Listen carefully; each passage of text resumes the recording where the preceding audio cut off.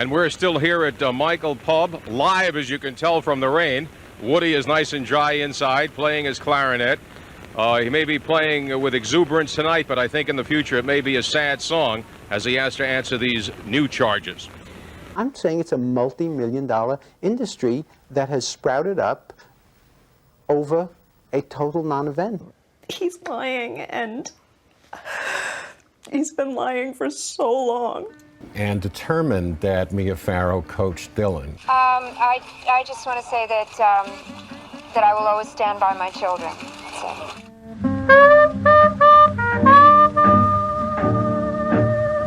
When you hear somebody say that they were molested as a child, unless you're some kind of sociopath, the first thing you want to do is listen, and you're inclined to believe them. That doesn't make every allegation true, though. Before I'm willing to call somebody a child molester, I also need to learn at least the basics about the story, and whether or not there's a good reason to believe that they're guilty. The story of what Woody Allen is accused of doing to Dylan Farrow has at this point had 28 years of conflicting accounts and bad journalism to muddy the waters, but the actual event at the story's center is really fairly simple, with an abundance of witnesses that can tell us about what happened in the house that day, and it's not nearly as gray and unknowable as some people seem to think that it is. As crazy as it might seem, I see people every day willing to call Woody Allen a child molester or a rapist who, when pressed, don't even know what exactly it was that he was accused of doing. The thing is that once you nail down the specifics of what is alleged to have happened that day, you can see that it's virtually impossible for the assault to have even taken place. People are unwilling or unable to sort through 3 decades of trivia on this, so they're willing to decide the issue based on seeing one interview or reading an article or two. Eventually I'll get into the long winding family saga, but the first thing I want to do is quickly explain the allegations simply and debunk the misconceptions directly surrounding it. In this video I don't want to ignore or minimize anything that the Farrows have to say. Actually, the main thing that I want to do is to look at exactly what they have to say in detail and see how much of it holds water. Only on CBS This Morning, Dylan Farrow addresses the alleged sexual abuse by her father, actor and director Woody Allen. Let's go to August 4th, 1992. And if you could tell us what happened that day. I was taken to a small attic crawl space in my mother's country house in Connecticut by my father. He instructed me to lay down on my stomach and play with my brother's toy train that was set up. And he sat behind me in the doorway. And as I played with the toy train, I was sexually assaulted. As a 7-year-old, I would have said he touched my private parts. Mm-hmm. Okay. Okay. Which I did say. All right. All right. As a 32-year-old, he touched my labia and my vulva with his finger. Even as somebody who thinks that Woody is innocent, Dylan's interview is still hard for me to watch. You still want to believe her. But of course it's more complicated than that. Virtually every single detail of this account has changed over the years. At one point it was said to have happened in the TV room, then on the stairs up to the attic, and the exact details of what Allen is supposed to have done to Dylan have all changed. With Dylan at several points saying that nothing had happened or that Allen had touched her shoulder, and at other times Dylan and Mia alternating between describing inappropriate touching or digital penetration. I'm not in any way suggesting that one type of sexual assault isn't serious, but for the sake of clarity, since I see people online routinely describing Allen as a rapist, by any relevant legal definition of the word, in no version of the story has he ever been accused of raping Dylan. The problem with it is that, on the face of things, the accusation itself is fairly ridiculous. Look, be logical about this.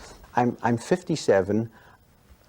Isn't it illogical that I'm going to, at the height of a very bitter, acrimonious custody fight, drive up to Connecticut where nobody likes me in the house. I'm with a house full of enemies. I mean, Mia was so enraged at me, and she had gotten all the kids to be angry at me, that I'm going to drive up there and suddenly, on visitation, pick this moment in my life to become a child molester. It's just incredible. I could, if I wanted to be a child molester, I had many opportunities in the past. I could have quietly made a custody settlement with Mia in some way and done it in the future. I mean, you know, it's so insane. Before the events of August 4th, on January 13th, 1982, Mia Farrow had discovered that Woody Allen had been having an affair with her adopted daughter, Suni Previn, when she discovered on the mantelpiece in Allen's apartment nude Polaroids that he had taken of Previn. Now, Previn's father was not Woody Allen, but rather Andre Previn, Mia Farrow's former husband. But I'll get into the family family tree details later. Either way, the discovery obviously infuriated Mia. After this, Woody and Mia were in the process of deciding custody of the 3 children that they had together, adopted and otherwise, and Woody still visited them, but it was a tense situation since Mia had been instructing the children that Woody was evil and a monster and the devil and could never be trusted. On August 4th, Woody was at Frog Hollow, Mia's house in Bridgewater, Connecticut, with their 3 children and the 3 children of Mia's friend, Casey Pascal, along with Sophie Burge, a French tutor for Dylan, Christy Gerdeke, the nanny for Mia's children, and Allison Strickland, the nanny for Pascal's children. Mia and Pascal had, for some reason, in spite of Mia's insistence that Woody was a monster who must be watched at all times, decided to leave the house and go shopping. Even with Mia and Pascal gone, there were 2 nannies and a tutor in the house who were both on high alert and had been warned to keep an eye on Alan, and Moses Farrow, who was 14 at the time and says that he was also instructed by his mother to be on high alert. It was a responsibility that he says he took seriously, and he insists that Woody never left the living room that day with Dylan, and that the 2 of them were never out of sight of the nannies and the other children together. The stories of the nannies have shifted over time, but none of them have said that Dylan was ever out of their sight for more than 20 minutes at the very most. The original story was that she wasn't out of sight for more than 5 minutes. So the claim would later be that sometime during those few minutes, Woody, who has never been accused of a similar crime before or after, in a small house full of witnesses, decided that it was the moment to take Dylan into a small crawl space, in spite of the fact that he's also a noted claustrophobe, and very quickly molest her. Now, in spite of how improbable the claim might seem, it was never dismissed out of hand. It was investigated and reinvestigated and reinvestigated extensively, and it's about as well documented as an incident like this can ever conceivably be. Doctors made a physical examination of Dylan and found no signs of abuse. Displeased with those results, Mia arranged for another physical examination which delivered the same answer. When the allegation first surfaced, Dylan's therapist, who she had been seeing since the prior year, Dr. Nancy Schultz, met with her several times and concluded that nothing had taken place. Mia fired Schultz for giving the wrong answer. Schultz would later testify that Dylan has an unusually active fantasy life. Dr. Schultz said she worked very hard to help Dylan develop a sense of connectedness and a relatedness to other people. The Connecticut State Police still continued to investigate the matter thoroughly, though, and they brought in the Child Sexual Abuse Clinic of Yale New Haven Hospital. The Yale New Haven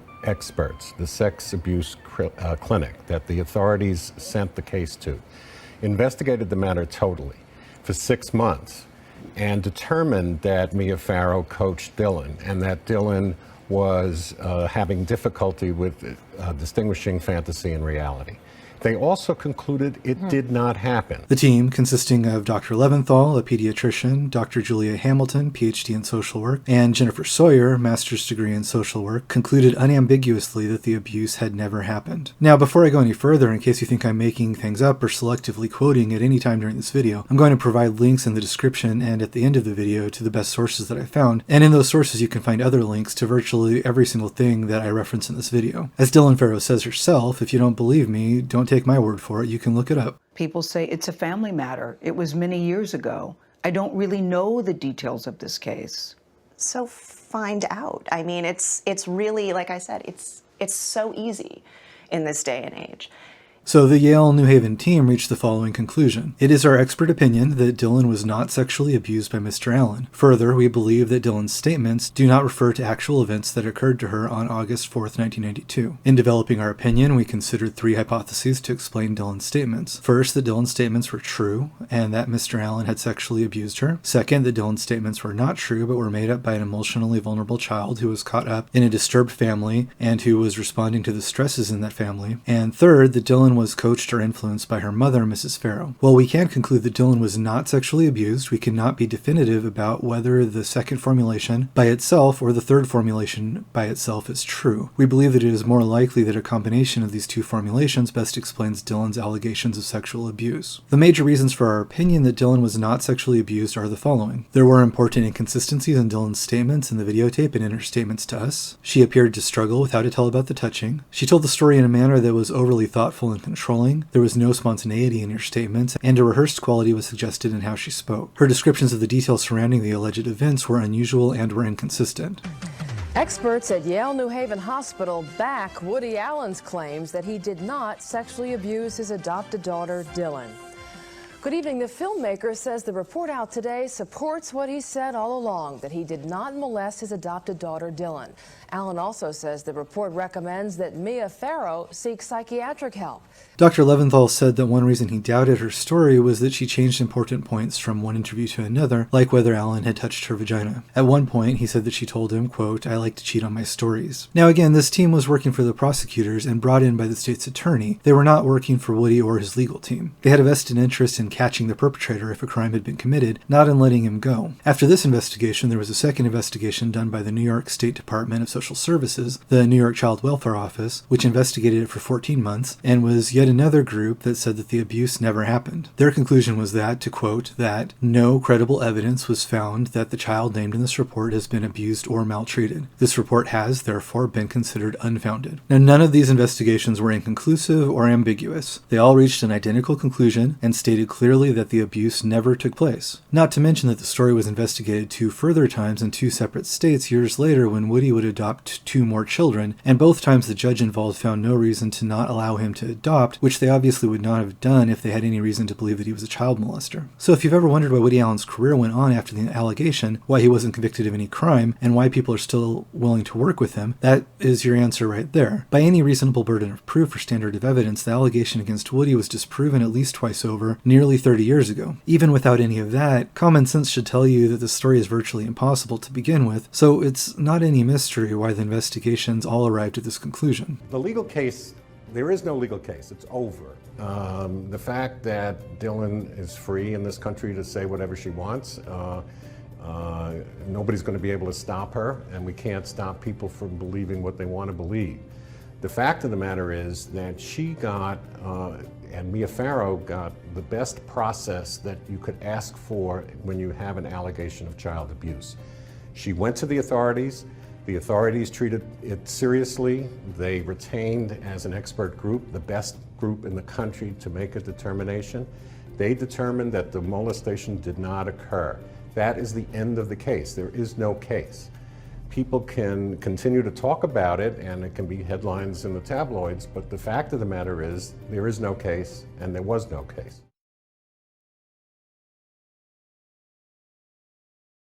So if it's so cut and dry, then why does it never seem to go away? There are a lot of reasons for that, most deliberate attempts to cloud the waters. The Farrows like to try to point out problems with the techniques of the investigators, usually in the investigation by the Yale New Haven Hospital team.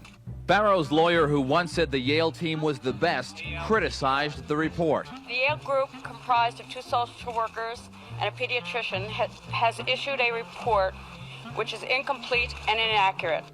As much as they might try to advance the idea that the Yale New Haven team was somehow discredited and incompetent, the truth is that they're very highly regarded, and they still exist today, and the same doctor, John Leventhal, who was in charge of Dylan's investigation, is still in charge there today. You could spend a couple hours just reading about all the awards he's won and the accomplishments in his 47-year career. I mean, seriously, the guy is about as respected and expert in his field as there possibly could be. For the Farrows to pretend like he's somehow discredited or incompetent or both is an insult to him, and also an insult to the intelligence of anybody who can look him up and find out anything about him. But the Farrows would say that somehow in this one particular case they were a bunch of amateurs who didn't know what they were doing. Trying to poke holes in one investigation anyway ignores that the other independent investigation in New York reached an identical conclusion. There's 2 quotes that I want to talk about specifically because they're the favorites of the anti-Woody camp, and you'll see them quoted all the time out of context and used as conclusive proof of Woody Allen's supposed guilt. The first is the quote by the judge in the custody case, Elliot Wilk, who said that Woody's relationship with Dylan was, quote, grossly inappropriate, unquote. And the second is the Connecticut State's Attorney Frank Mocco saying that he had, quote, probable cause, unquote, to prosecute Woody, but that he chose not to save Dylan further trauma. You'll hear variations on these 2 quotes, but it's basically these 2 phrases, grossly inappropriate and probable cause, that people seem to think constitute a smoking gun. Out of all the endless back and forth about the case, your average internet commentator has the mental real estate to retain a total of about 4 words. So first, the idea that Judge Wilk denied Woody custody based on his supposed grossly inappropriate conduct right towards Dylan. First off, he didn't permanently deny Woody custody. He delayed it for 6 months, during which Dylan was supposed to go to therapy to deal with everything that had happened, and then it would be reevaluated and visitation could possibly begin again. He actually said that, quote, the evidence suggests that it is unlikely that Alan could be successfully prosecuted for sexual abuse, which, while he didn't dismiss the possibility in the same language that the investigators had, is hardly the same as saying that he thought that it had happened. Wilk also granted Woody visitation with Ronan, and after 6 months, the reevaluation of Dylan did conclude that seeing Woody again could possibly be good for Dylan. Moses was older at the time and allowed to choose for himself whether he would like visitation with Woody, which he declined for reasons that he later said were more to do with pressure from Mia. So at the time, visitation was far from conclusively prohibited, which you would think would be the case if this judge had reached any type of conclusion that Woody was molesting the children, which is what the Farrows try to imply that he was saying. So then what did he mean by grossly inappropriate? It was based on the comments of the child therapist, Dr. Coates. Another thing the Farrows often repeat is that Woody was supposedly in therapy for inappropriate behavior towards Dylan, which is another intentional fudging of the truth. He came in to speak with the therapist working with their children as part of Dylan's therapy to evaluate their relationship. He was not sent to a therapist of his own to figure out something that was wrong between him and his daughter. Woody and Mia both had regular visits with Dr. Coates to discuss Dylan and Ronan's progress, so you could just as much say that Mia was in therapy for her behavior towards Dylan. Mia said that she was concerned about Woody smothering Dylan with attention because he hardly paid any attention at all to the children Mia had from her prior marriage to Andre Previn, which, by the way, will come up again when we talk about the idea that Woody Allen was supposedly some kind of father figure to Soon-Yi, when all concerned will say that in reality he hardly even spoke to her. Woody said that the reason he was paying so much attention to Dylan was that Mia was obsessed with Satchel, later to be known as Ronan, and would close herself in her room with him for long periods, ignoring Dylan, who could sometimes be found crying and alone at Mia's door. Mia says that the reason for this is that she was recovering from a difficult birth, but that hardly seems to explain it, and she also had her prior biological son, Fletcher, reportedly sleep in her bed with her until he was 7. Woody says that she told him that she had read research about tribes where the women breastfed their children as late as age 7 or 8, and that she intended to do the same thing with Satchel. So it doesn't seem to be much of a stretch to say that her accusing Woody of paying too much attention to Dylan was projection on her part, but for now we'll stick to Woody and Dylan and leave Mia and her sons for later. So Woody agreed to see the therapist, and Coates said that she did think that his behavior toward Dylan was, quote, inappropriately intense, but only in the context of him giving Dylan too much time and attention while ignoring the other children. She repeatedly testified that she perceived no sexual element in his attention toward Dylan and never observed him acting in any sexual way toward her. This is the behavior referred to by the grossly inappropriate quote that the Farrows repeat, knowing that it will be taken to refer to something that the therapist in question specifically stipulated that it did not mean. Coates also, incidentally, reported that an evaluation of Dylan found that she easily would be taken over by fantasy when asked to describe something as simple as an apple tree. As for Alan's therapist, Catherine Prescott, the one he was actually in therapy with, she publicly stated that Alan's profile is definitely not that of a sexual offender. Judge Wilk's full statement reads as follows: the credible testimony of Miss Farrow, Dr. Coates, Dr. Leventhal, and Mr. Allen does, however, prove that Mr. Allen's behavior toward Dylan was grossly inappropriate and that measures must be taken to protect her. But the idea that measures must be taken to protect Dylan from Woody directly contradicts the testimony of 3 out of the 4 people he claims support this conclusion. Even if you extrapolate from Wilk's comments some kind of evidence of Woody's guilt, in spite of the fact that that is not what Wilk said, using this one remark as evidence of Woody's guilt gives more weight to the opinion of Wilk, who did no investigation of the allegation and is contradicting the testimony of the witnesses he heard, than to the opinion of both teams of professionals who investigated the allegation extensively and had the exact opposite opinion of Wilk. As to whether Wilk is a person whose opinion deserves such weight, you can read Woody's memoir, where he gives a long list of corroborated stories of people who said that their lives were ruined by Wilk's thoughtless decisions in their custody cases, and at least one woman who had Wilk preside over her case only to have him show up at her home and try to pressure her to have sex with him even though she said no and had a husband. The next big thing that the anti-Woody people love to quote is the prosecutor, Frank Mako, saying that he had probable cause to prosecute Woody but chose not to save Dylan further trauma. For one thing, if a prosecutor really has probable cause that a serious crime was committed, they have an obligation to prosecute, otherwise they aren't doing their job. To say that they have cause but won't prosecute is a face-saving measure. It's also unprofessional for them to publicly imply that somebody is guilty when that hasn't yet been proven. But even beyond all that, probable cause to prosecute is not the same as somebody being guilty, otherwise we would have no need for trials. So even if he did have the probable cause that he said he did, that just means that they could have had a trial to find out if Woody did it, not that Woody actually did do it. So in no possible way does the statement indicate guilt, but it does indicate a prosecutor who is extremely biased and unprofessional, and also that the Farrows are willing to bend the truth by trying to use this statement to imply guilt when it does no such thing. Woody actually filed a complaint against against Mako for this unprofessional conduct over him making this statement. The disciplinary panel ruled Mako's statements, quote, clearly allowed reasonable people to conclude that Mako was saying that Alan was factually guilty. We are highly critical of Mako's lack of sensitivity, in this case, to the concept of the presumption of innocence. While at first Mako was found guilty of unprofessional conduct and reprimanded, later that reprimand was reversed, so you could side with the reprimand or the reversal. But the disciplinary panel did say that his conduct was cause for grave concern and was inappropriate, unsolicited, and potentially prejudicial. And legal experts testified that he violated a legal code of conduct by making his probable cause remark. At the very least, the fact that there was a hearing over this, and on one occasion his conduct was ruled inappropriate, would show that there was, shall we say, probable cause to consider that Frank Mako making this statement could be seen as, to coin a phrase, grossly inappropriate. Now, mostly everything else you hear used as damning evidence against Woody seems to be getting repeated from articles by Maureen Orth for Vanity Fair. In spite of claims that she's done many interviews and that these articles are all assiduously fact-checked, who exactly her sources were and how innuendos with only one witness can be fact-checked never seems to be completely addressed. You can better understand her involvement in the whole affair if you go back to her first article that she wrote about it for Vanity Fair in 1982, which purported to tell Mia's side of the whole story. It was so full of dubious assertions and unprovable allegations that Woody's team threatened to sue Vanity Fair for libel. Alan says he's always been a devoted father, a constant presence in his children's lives,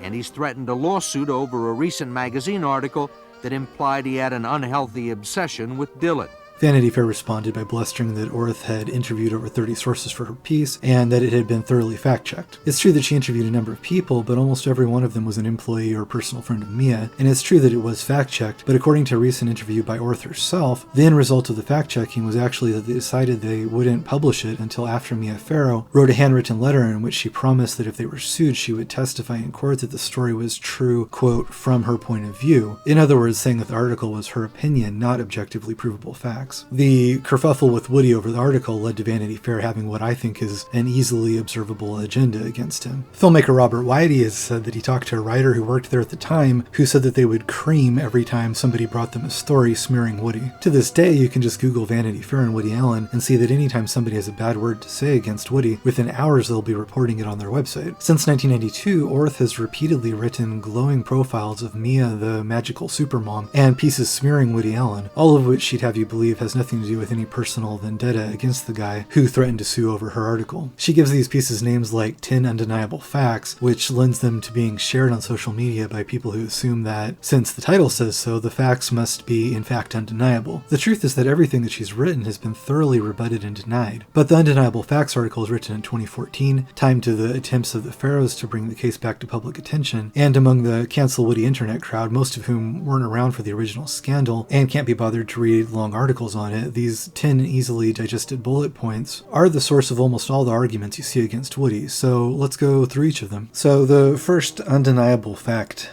just says that Mia never went to the police to report the abuse that the pediatrician did, and that the pediatrician is bound by law to do that. I'm not sure what she means this first one to prove, except I guess it's to imply that Mia never really wanted the allegation to go public. What I think is interesting about the timeline of how it got reported is that after Mia talked to Dylan about it, she first talked to her lawyer and then to a pediatrician. I mean, if you think your child has been assaulted and might be injured, do you go to a doctor first, or maybe to the police, or do you go to your lawyer? But the fact that she consulted a lawyer before she went to a pediatrician suggests that she would have been aware that if she brought this allegation to a pediatrician, the next thing that would happen is that the doctor would report the allegation to the police, as they'd be required to by law. The thing about this is that if Mia knew that the allegation wasn't true, then she could be charged with filing a false police report, in which case going to a doctor is exactly how she would go about getting the allegation reported without being the one to report it herself. That way she couldn't be charged with falsely reporting something. I mean, that sounds like the kind of advice a smart lawyer might give her had she asked what the repercussions would be if she went to the police with the story herself. If she didn't want the story to be reported, it's odd that she went to the doctor twice to make sure that that's exactly what happened. Since the first time that they went, Dylan said Woody only touched her on the shoulder, and she didn't start saying she'd been assaulted until they left for a while and then came back the next day to try again. If this was meant to imply that Mia didn't want to pursue the matter and only did so because she was forced to by the pediatrician, it's also odd that, according to the testimony of Monica Thompson, a nanny who witnessed it, Mia then spent 2 to 3 days trying to get Dylan to accuse Woody on video, stopping and starting the video when Dylan wasn't saying what Mia wanted her to because, according to the nanny, nanny, Dylan seemed totally disinterested in the whole thing. If it's meant to imply that Mia's concern was for Dylan's privacy, it's also odd that Dylan is reportedly naked for much of this video, as her mother was following her with the camera while she wasn't interested in talking about it. If Mia didn't want the public to know about the allegation, it's also odd that this tape of the nude Dylan was then, when Mia was reportedly the only one who had access to it, leaked to a local news station that had been reporting on the story. After their first visit to the doctor, when Dylan wouldn't say that she was abused, a day went by of Mia talking to Dylan and filming her. And then after Dylan said she'd been abused at the second pediatrician visit, the next day, Monica Thompson testified that Farrow told her, quote, "Everything is okay now, everything is set," and that she seemed, quote, "very happy and excited for herself," which is again strange behavior if she didn't want people to know about the allegation. Also odd, if Mia supposedly didn't want to publicly accuse Woody Allen of child molestation, is the fact that she also briefly tried to accuse him of molesting Satchel with no evidence whatsoever, until that one was so crazy that she couldn't make it stick. At one point, though, Mia did offer to make the allegation go away. 4 lawyers testified in court that Mia's lawyers offered to drop the matter if Woody would pay her off with $7 million. Woody refused the opportunity to settle, as he maintained that he hadn't done anything wrong. Second on the list is the idea that Woody Allen had been in therapy for alleged inappropriate behavior towards Dylan, and that Mia Farrow had instructed her babysitters that Allen was never to be alone with Dylan. I already talked about this one more extensively, but it's a distortion or outright lie to say that Woody was in therapy for this. Orth repeats this idea of Allen being in therapy for inappropriate behavior endlessly, even though she must know it's not true. And when you see people bringing up this one all the time, they're probably copy-pasting from her, or copy-pasting from somebody who copy-pasted from her. The idea that Mia instructed the babysitters not to be left alone with Allen only shows that she was trying to give people the idea that he's dangerous, which is exactly what he said himself she was trying to do. It's not evidence of anything that he did. It's also one of the main reasons the abuse allegation itself is so ridiculous, because it would have been impossible for him to do it in a house full of people instructed to watch him, and when he never would have been alone with Dylan to begin with. Third on the list says that Allen refused to take a polygraph administered by the Connecticut State Police. Instead, he took one from someone hired by his legal team. The Connecticut State Police refused to accept the test as evidence. The state attorney, Frank Mocco, says that Mia was never asked to take a lie detector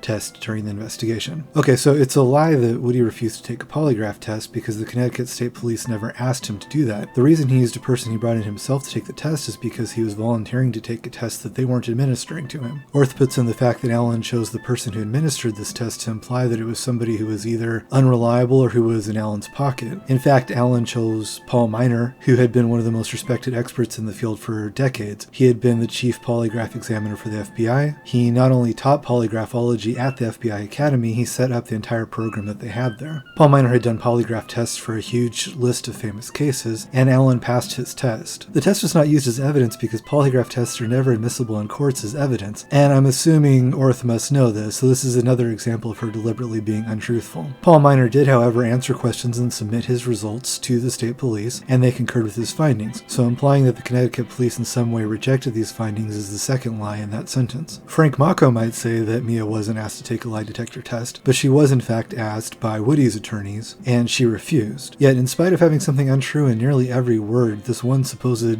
undeniable fact from Orth is constantly reduced to Woody refused to take a lie detector test, and then it's repeated. I'm wondering how Orth would fare under a polygraph examination regarding her articles on Woody. So as the list goes on, a lot of the other things aren't really even a single fact, so much as kind of like a free association of different events that she lists together to try to make you think that there's a cause and effect between the different things that she's mentioning. In number 4, she says that Allen subsequently lost 4 exhaustive court battles, lawsuit, disciplinary action against the prosecutor, and 2 appeals, and was made to pay more than $1 million in Mia's legal fees. Judge Elliot Wilk concluded that there's no credible evidence to support Mr. Allen's contention that Miss Farrow coached Dylan, or that Mrs. Farrow acted upon a desire for revenge. Now, Allen did lose the custody case for his children, but as Orth knows, that decision was not based on any conclusion that he had molested Dylan. In fact, in the judge's decision in the case, he specifically says that it's unlikely that Woody could be successfully prosecuted for abusing Dylan, and he left the possibility of Woody having custody of Dylan open for future reassessment. Since Mia had initially adopted Moses and Dylan by herself, and Woody had only recently co-adopted them, and since they were living exclusively with her, in any situation it would have been more likely for her to receive custody. With Ronan, then Satchel, and then assumed to be Woody's biological child, Woody was in fact granted visitation rights. It also has nothing to do with Woody's guilt or innocence that he was required to pay some of Farrow's Farrow's legal fees.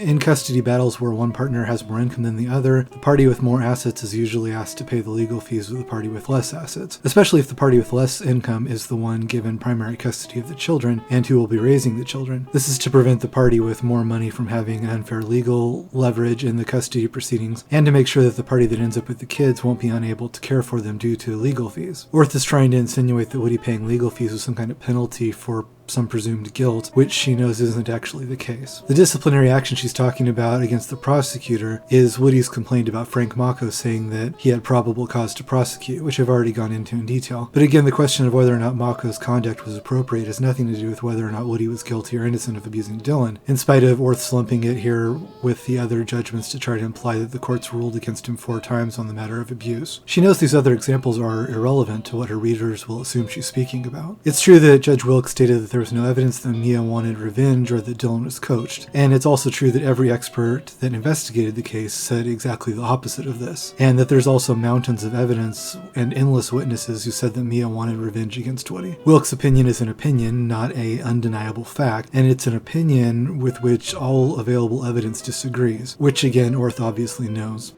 And what I don't understand is, how is this crazy story of me being brainwashed and coached more believable than what I'm saying about being sexually assaulted by my father? My point out, I think Mr. Allen is at this point extremely upset about the whole matter, because he's sure, and I agree with him, that Dylan absolutely believes that this happened.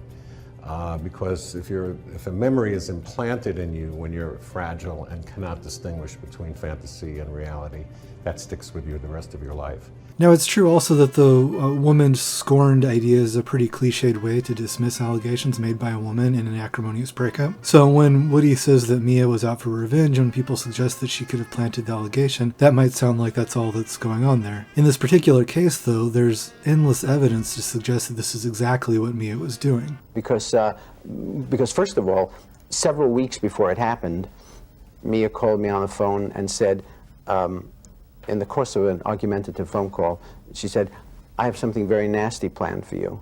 And I said, "What are you going to do, shoot me?" When did this happen? This happened several weeks or a month before the allegations. This was last summer. Yes, this was a month before this happened. And on many occasions, over the phone and in person, Mia had said to me, "You took my daughter, and I'm going to take yours." What did she mean by that? She meant by it that I had formed a relationship with her 21-year-old daughter, and she was going to get my daughter, who's Dylan, I only have one daughter. That's what she meant. She was going to seek her revenge that way, yes. There are many contemporaneous accounts from nannies and friends and Mia's other children that during the time after discovering Woody's affair with Soon-Yi, she would rant and rave about him and tell her other children that he was evil and satanic. Immediately after finding out about Woody's affair, Mia had a family meeting with a house full of children, as young as 4 years old, and told them that Woody had raped their sister. She also beat Soon-Yi with a phone receiver when she heard, which seems an odd way to treat somebody who's supposed to be a rape victim. The other nanny for the children, Monica Thompson, said in an affidavit, quote, "Since January, Miss Farrow has suffered dramatic mood swings and had screaming fits about Mr. Allen. These fits of rage were often conducted in front of the children, where she would say mean and nasty things about Mr. Allen. All of the pictures of Mr. Allen in the home were destroyed." A month before the alleged incident with Dylan, Allen says he found this note on a door while he was at Farrow's house for Dylan's birthday. It reads, "Child molester at birthday party. Molded then abused one sister, now focused on youngest sister. Family disgusted." Mia wrote that note. That's her handwriting. Oh, absolutely.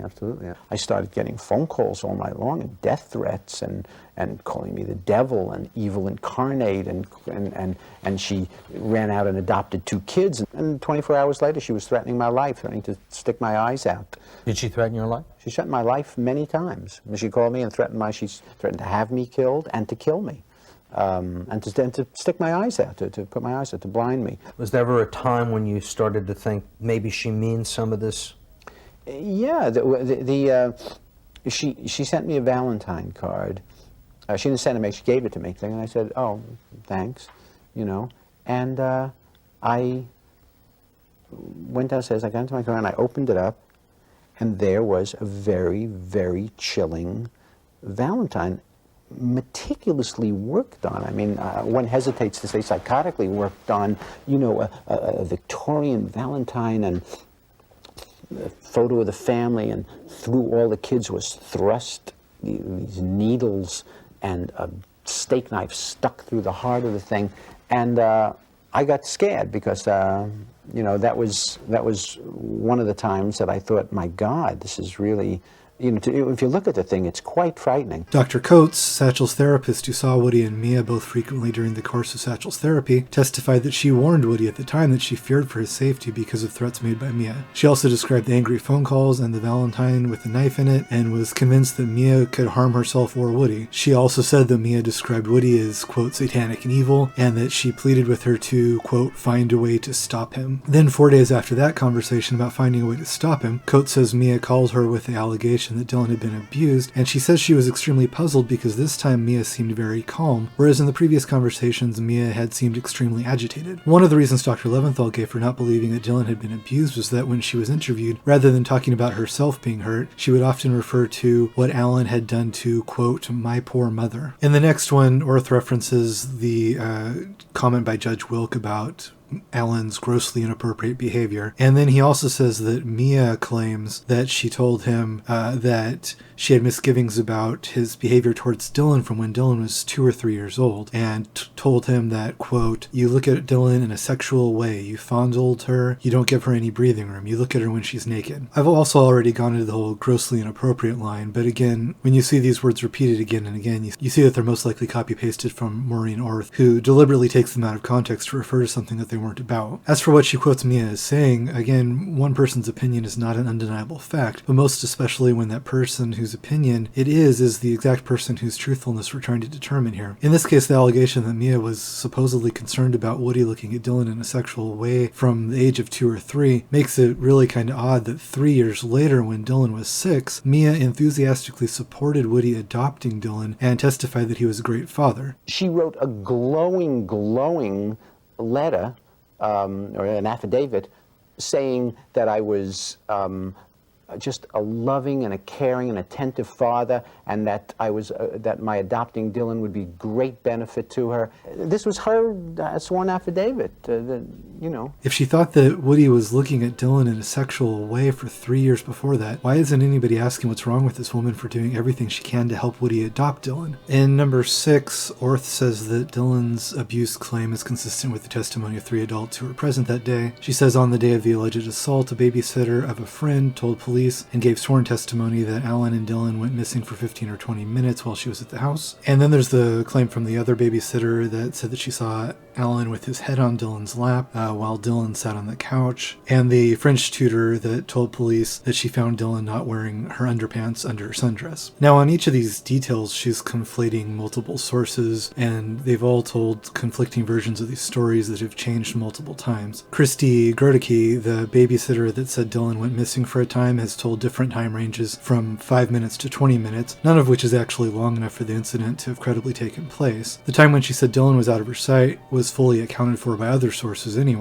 And then on top of that, according to the other nanny, Monica Thompson, Grodicke changed her mind about the whole story, saying, quote, that she felt guilty for allowing Miss Farrow to say those things about Mr. Allen. Grodicke said that the day Mr. Allen spent with the kids, she did not have Dylan out of her sight for longer than 5 minutes, and she did not remember Dylan being without her underwear. For what it's worth, Grodicke also went on to sell her story in a tell-all book, and also to allow them to make that book into one of the trashiest TV movies you'll ever see, in which she played herself. But regardless of the source of each version, the point is that the nannies and adults have all disagreed and told different stories, so Orth's suggestion that there's some kind of consensus on a proven timeline that Moses then contradicted is simply false. Orth is also being misleading with the way that she structures the second sentence here to imply that Grodicke talked to police on the day of the assault, when in fact she didn't talk to the police until much later, and at the time she said herself that, quote, everything seemed normal that day in the house. She talked to the police and came up with the missing minutes, which she initially said that she didn't remember, after talking to Farrow's lawyers, when witnesses said that Mia was pressuring them to be, quote, on her side. The idea that Woody had his head in Dylan's lap is something that Woody himself has said. She was sitting on the couch and he was sitting on the floor in front of her while they were watching TV, and he leaned his head against her. This was in a room full of people and full view of several witnesses. It only sounds sinister if you're working backward from the assumption that he's a monstrous pedophile and for some reason reason, stupid enough to touch her in a sexual way in a room full of witnesses. Allison Strickland, the nanny that reported the head on the lap, obviously wasn't that concerned about it at the time, because she didn't say anything about it until talking to Pascal much later that night, and Pascal didn't tell Mia about it until the next day, so she didn't seem to be that concerned about it either. And the story about Dylan not having her underpants on at some point also has at least 3 different versions that contradict each other about who noticed this and how and when. The idea that Dylan didn't have underpants on at some point is still not an undeniable fact, but rather the assertion of a witness. But even assuming that it was true and not something Mia concocted, it doesn't prove anything other than that at some point in a busy house with a bunch of kids running around, one kid forgot to wear underpants, which is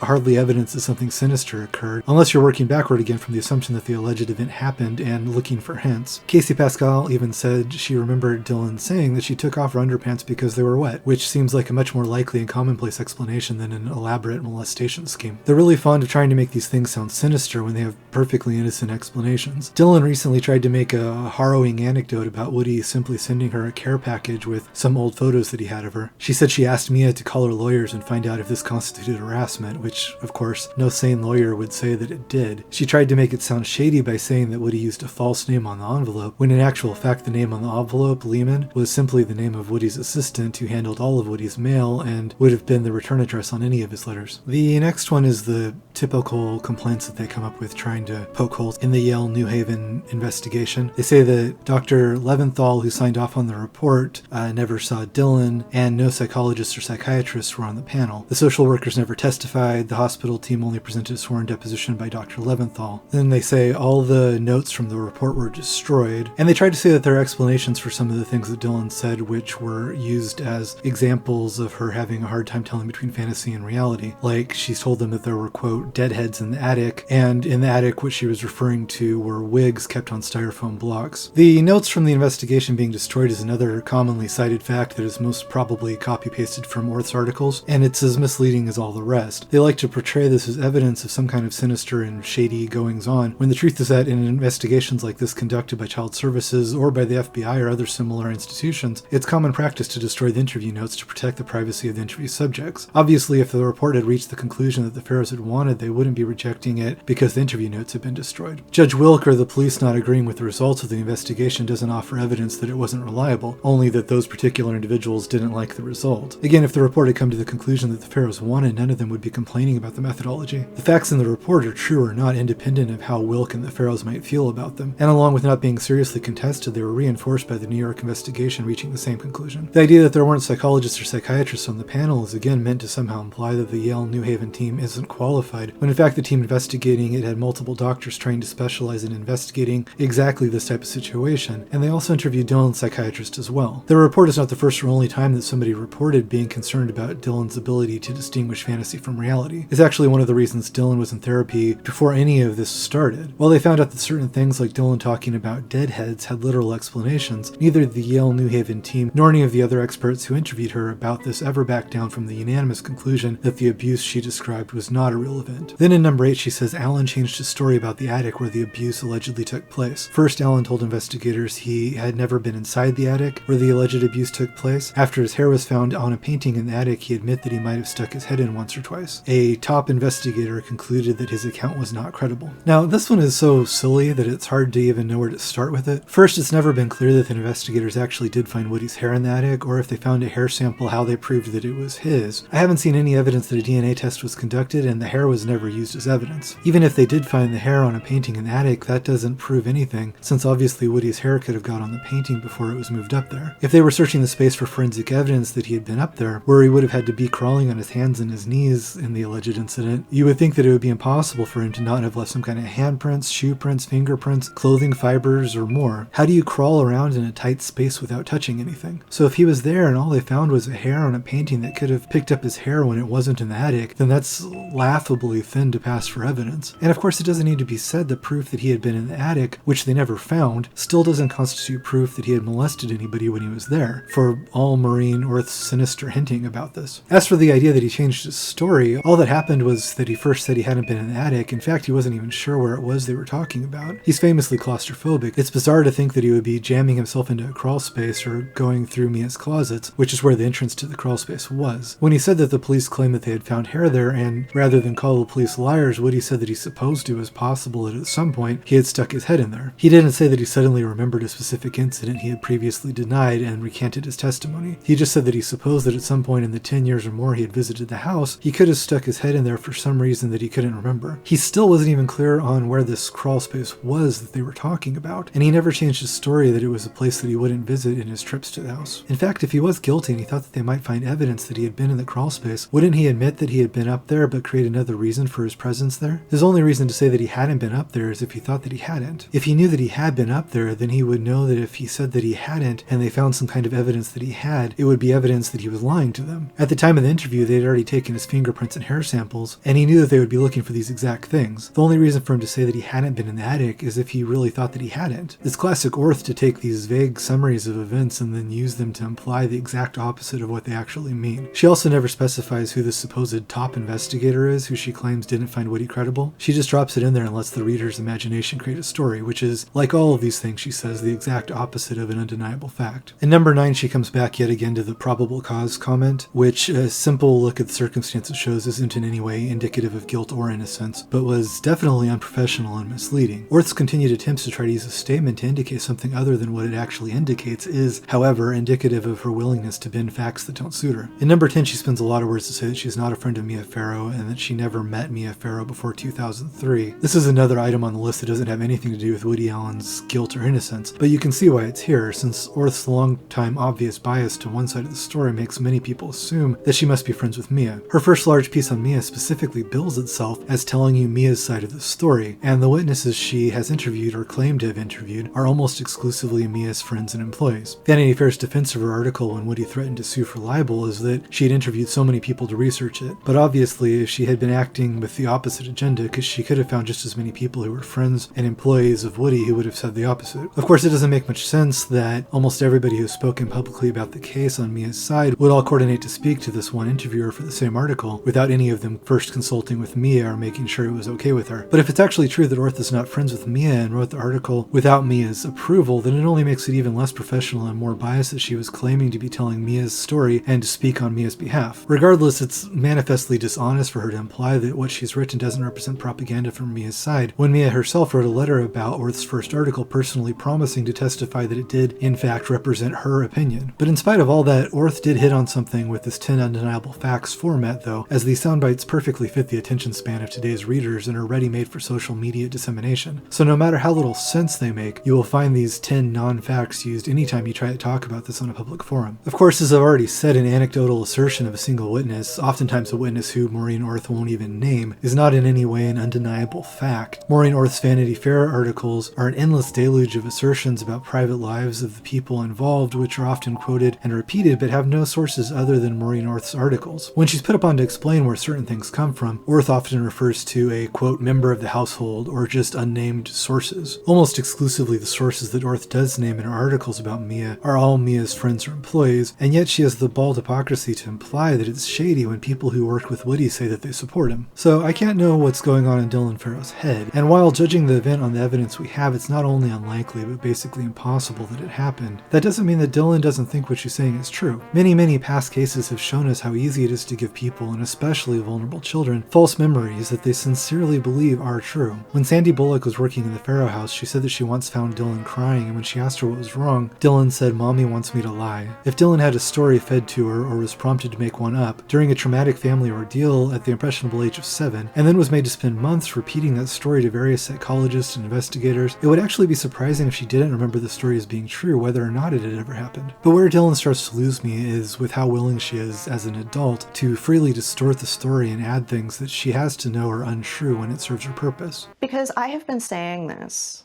I have been repeating my accusations unaltered for over 20 years. She said, from then on, my story has never, ever wavered. Yeah. Right. And when you look at that, that's true. That's key. The fact that it's been 20 years and she's told the same story consistently over time. And as you point out, Emery, in hindsight, you look back at some of the details that she told you there and you go, oh. The biggest falsehood that Dylan and Ronan routinely state is that her story has never changed over the years. Like I already showed, almost every single detail of it has changed. First, there are the details that I already said, like the location of the alleged assault being changed at least 3 times. The details of what Woody is supposed to have done to her have all changed many times. Then there was the first time that Dylan told a doctor that it hadn't happened, but that wasn't the only time she said that. According to their nanny, Dylan again decided a couple months later on October 30th that it hadn't happened. Dr. Leventhal with the Yale New Haven team testified that she also initially told them that Woody hadn't touched her vaginal area, then said that she had, and then again that he hadn't. That brings us to a minimum of 4 separate occasions when she said that the abuse didn't happen at all. And you go, oh. Now, of course, as a child, probably scared and nervous and confused, it would make sense for her story to be confused and changing. But as an adult, she doesn't have that excuse, so why does she say it hasn't changed when she knows that it has? And why does she keep changing it? Every time she's told the story as an adult, there have been changes and new, colorful embellishments. The most noticeable of these is the train set she says was in the attic during the incident, which was never mentioned in any of the accounts prior to 2014, but which she now makes the centerpiece, dramatically saying that she's never been able to look at trains again. First, as her brother, who was there and 14 years old at the time, is described in detail, the attic in question was actually more of a small crawl space, which he said had a low ceiling, was full of boxes, exposed nails, mothballs, and mouse droppings. He insisted that the children were never allowed to play up there, and so the idea of there being an operational train set up there for some reason is fairly ridiculous. Filmmaker Robert Whitey, who researched the case extensively when he directed a documentary on Woody Allen, went one step further. In 2018, he offered Ronan and Dylan Farrow $100,000 if they could provide any verification of several statements that they had been peddling, which he believed were obviously false. He was willing to bet $100,000 that not only could they not provide a picture of any such train set, but that they couldn't even provide a picture of an electrical outlet in the crawl space with which to plug in this train set, which Dylan says was running during her assault. Now, Mia Farrow still owns the house, by the way. It would be simple to snap a picture of the attic if it would show what Whitey asked for. Then there's the fact that, like most of the details about the assault, you can debunk it with simple common sense. In the story, supposedly in the space of 10 to 20 minutes, Woody is getting Dylan to race upstairs with him through a closet, up into a crawl space, and then he also takes time to turn on a noisy electric train set that people looking for Dylan might have heard. It seems more than abundantly clear that the train set was added to the story as a theatrical flourish. When Dylan talked to Maureen Orth about it in 2013, she didn't mention a train set, but she said that to that day she still couldn't listen to jazz music because of what Woody had done to her. Then, a few months later, when Dylan wrote her editorial where the train set was first mentioned, she uses almost identical language to say that to that day she still can't look at train sets. Is it more likely that this train set existed in this dangerous crawl space with no electricity where the kids weren't allowed to play? Or that Dylan decided that since the actual story of what Woody is accused of is so thin that it couldn't even fill up a blog, a little added detail might spruce it up and make it more convincing? Like I said before, I think it's quite possible that Dylan does believe that the abuse happened, even if it didn't, but if her mission is all about the truth coming out, not about an agenda, then why is she so willing to play fast and loose with the details? In 2014, when all this started coming up again, I was perfectly willing to believe that Dylan and Ronan knew things that maybe we didn't, but since then, the most convincing evidence I found of Woody's innocence has been the Farrow's own behavior. The train set is only one of many times when Dylan has stretched or invented facts in the last few years.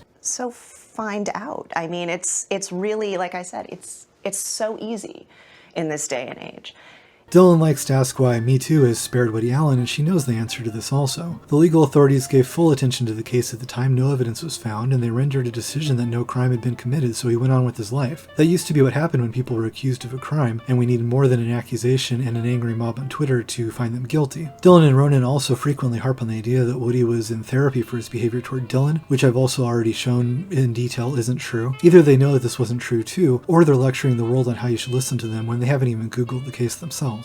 So find out. Dylan also repeats the lie that Allen refused to take a polygraph. I'm guessing that here she's parroting Maureen Orth like so many others, but again, either she knows that it's a lie, or she hasn't even bothered to learn the basics of her own story. So find out. Dylan also likes to repeat the probable cause remark, which has also been thoroughly debunked as any kind of evidence that Woody was guilty. She paints it as untrue that Mia's accusations against Woody came during a custody dispute because Woody sued for custody only after the abuse allegation was made, but this is also simply untrue since they were already in negotiations over custody and support payments for the children. Woody did sue for custody after the allegation because he says that then he realized the situation with Mia was becoming dangerous to the children, which I would say was a good call. These totally false and outrageous allegations have sickened me, so but I felt that for the sake of all my 3 children, I must try and remove them from an atmosphere so unhealthy it can surely leave irreparable scars.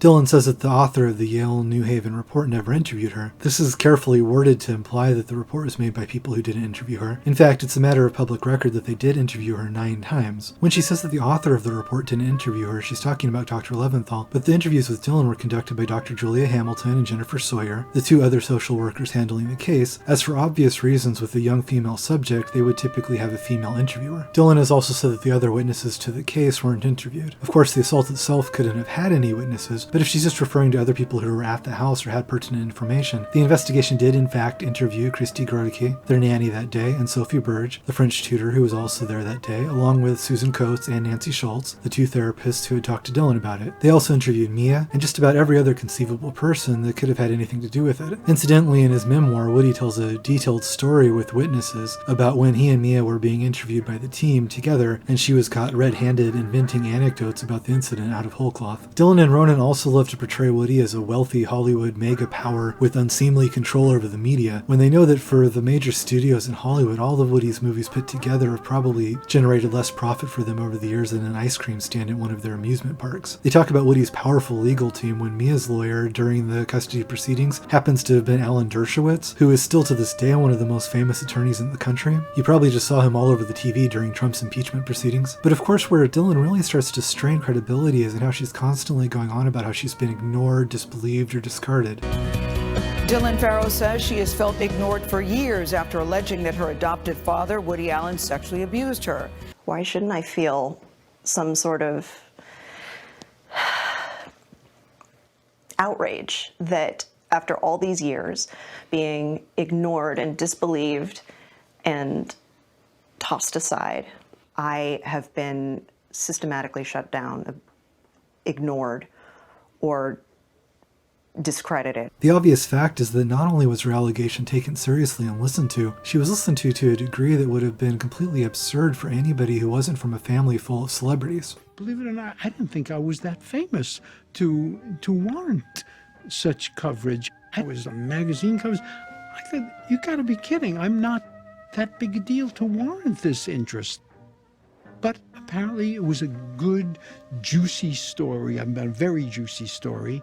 And, you know, it took a little edge off my natural blandness. Every detail of the case was nightly news for months. There were endless investigations into it, even more than I've detailed here. And that's all just at the time. Even after the case was dropped for 28 years, anytime Dylan has wanted to talk about it, she's instantly had access to major media outlets. She can come on TV and talk about a 28-year-old story in front of millions of viewers anytime she feels like it. Now she has a book coming out, and if you think that this book wasn't published purely because of who she is and the fact that she can have anything published she wants, I encourage you to go read the excerpt on the Vanity Fair website and then try to say with a straight face that it was published because of its literary merits. For survivors of sexual assault who have actually been ignored and disregarded, I would think that for Dylan to pretend she has been treated like they have been treated would be extremely insulting.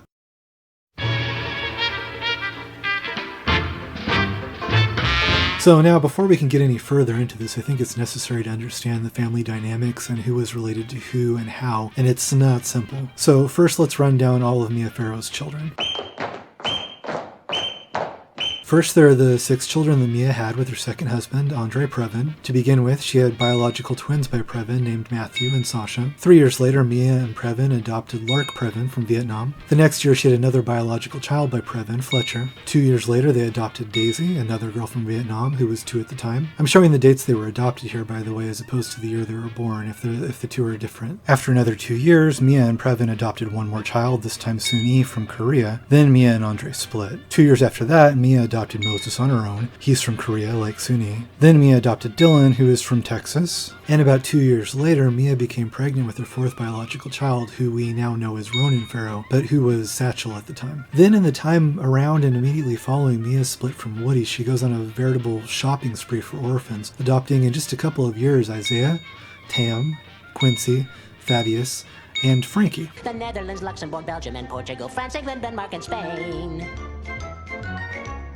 Isaiah is African American, adopted shortly after he was born. Quincy is African American also, adopted at a little over a year old. Tam and Frankie are both blind and both from Vietnam, and both a little older when adopted, ages 11 and 6, since Mia likes to collect orphans and match sets. Thaddeus was the odd one out from India. There were also a minimum of 2 other orphans that she adopted briefly during these last few years, but then returned to the shop when they didn't meet with whatever her standards were for a good orphan. Possibly 3 or more, depending on whether the orphan described in one of Orth's articles is the same one as one of the ones that Woody says in his memoir Mia shipped back, or if that was a different one. Now, complicating the long list is the fact that most of the kids have had more than one name, and that the names change. Moses Farrow was originally named Misha, and Dylan has reverted to her birth name, but was at varying times renamed to Eliza and then to Malone. Ronan was born Satchel, but has also had his name changed to Harmon and then to Seamus before Ronan. Quincy was named Kaylee Shea when she was originally adopted. Now, if this happens once or even a couple times out of 14 kids, it wouldn't be so strange, but when it happens so many times, you begin to wonder what's motivating it. Mia is supposed to have changed Moses' name from Misha because she saw the athlete Moses Malone. I'm assuming that might also be why Dylan was Malone for a while. Daisy Previn was named Summer when they first adopted her, but later changed it to Daisy. They said after Mia's character of Daisy, which she played in the Great Gatsby film. Frankie is also called Min, or Frankie Min, and the Frankie part is after Mia's first husband, Frank Sinatra. When Mia first adopted Thaddeus, she named him Gabriel Wilk after Judge Wilk, who ruled in her favor in the custody hearing. What I'm getting at here is that it seems that it's obviously Mia who is constantly renaming them, unless the kids on their own spontaneously decided to name themselves after figures from Mia's love life and acting career, and a little girl decided on her own that she'd like to be named after Mia's ex-lover. Suni said that Mia tried to rename her Gigi at one point, possibly after a piece Andre Previn was working on, but Suni wasn't having it. Frankie Min was already 5 or 6 when Mia named her, and presumably must have had a name and personality of her own, and yet she's named after Mia's love life. Dylan was already around 8 years old when her name started getting switched around to Eliza and Malone and so on. I kept being picked up out of my world and dropped, picked up out of my Beverly Hills garden and dropped in the public ward for contagious diseases. I was picked up there and then dropped back into my life, and then picked up from there and then dropped into another life in Spain. I learned Spanish, I got my ears pierced, I tried to pretend I was Spanish. I had my dreams in Spanish. I was Spanish. And then I was picked out of there, and then I was dropped into England. Then I had an English accent, and I was English. Mia seems to be fond of reinventing things and of rewriting history to serve her present. She also seems to consider her children, even though they had lives and most had names before she adopted them, to be blank slates that she can rename and change as it suits her. After Mia's divorce from Frank Sinatra, she didn't ask for money or alimony, which her friends have said is because she doesn't like owing anybody anything. In Orth's profile of her, Mia's friend Leonard Gersh says Mia told him that the reason she adopts children is, quote, "I'm interested in giving life to someone whose life would not exist if it weren't for me," end quote. He says this is an example of her generosity, but it always struck me as creepy that the reason she wants to keep children is because she likes having people who wouldn't exist without her. People who owe her everything and who are dependent on her for survival. People, in other words, that won't have much of a choice when you tell them to do something. Her selflessness seems to come under further scrutiny when you look at where the children have ended up. A couple have histories of being arrested for minor infractions. At least 2 of the children, Suni and Moses, are now permanently estranged from the family and likely won't ever speak to Mia again, and at least 3 of them are dead. Lark died alone in a hospital on Christmas Day 2008 from AIDS-related pneumonia, and had apparently been living in poverty and with a drug problem. Thaddeus committed suicide by gunshot, and Tam died from heart failure, but Moses insists unambiguously that it was another suicide. He says that Tam's suicide directly followed a fight with Mia, and that the details of it were related to him by Thaddeus before Thaddeus committed suicide in turn. The Farrows still insist that Tam died from heart problems, but Robert Whitey is convinced enough that that's not the case, that it was another item on his list with the train set offering Ronan and Dylan $100,000 if they could simply provide any hospital records indicating that the cause of death was what they claim it is, and not the overdose of pills that Moses described. Again, there would be a hospital record of this if it was heart failure and not related to drug overdose, but Ronan and Dylan ignored this chance for $100,000 as well.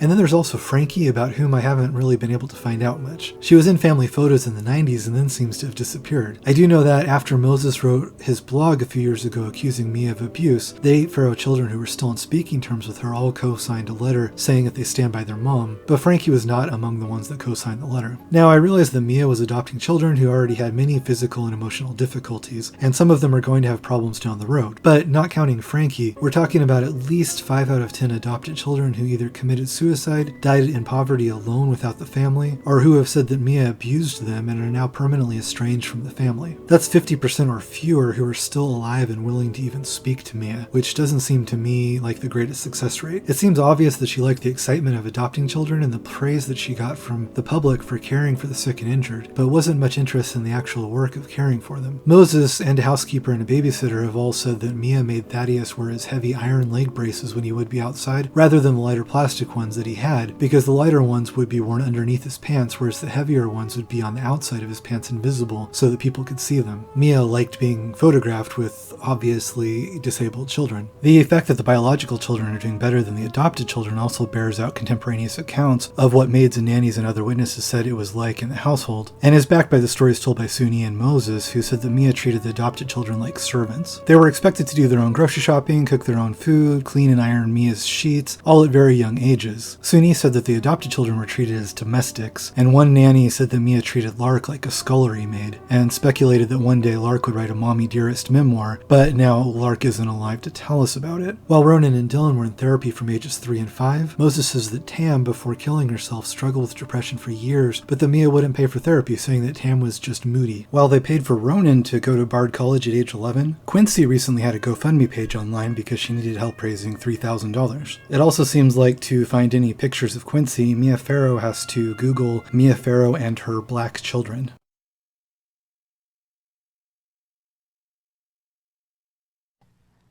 Uh-huh. How old are you now? 5. How does it feel? Good. Anything you want to say? Yes. Okay.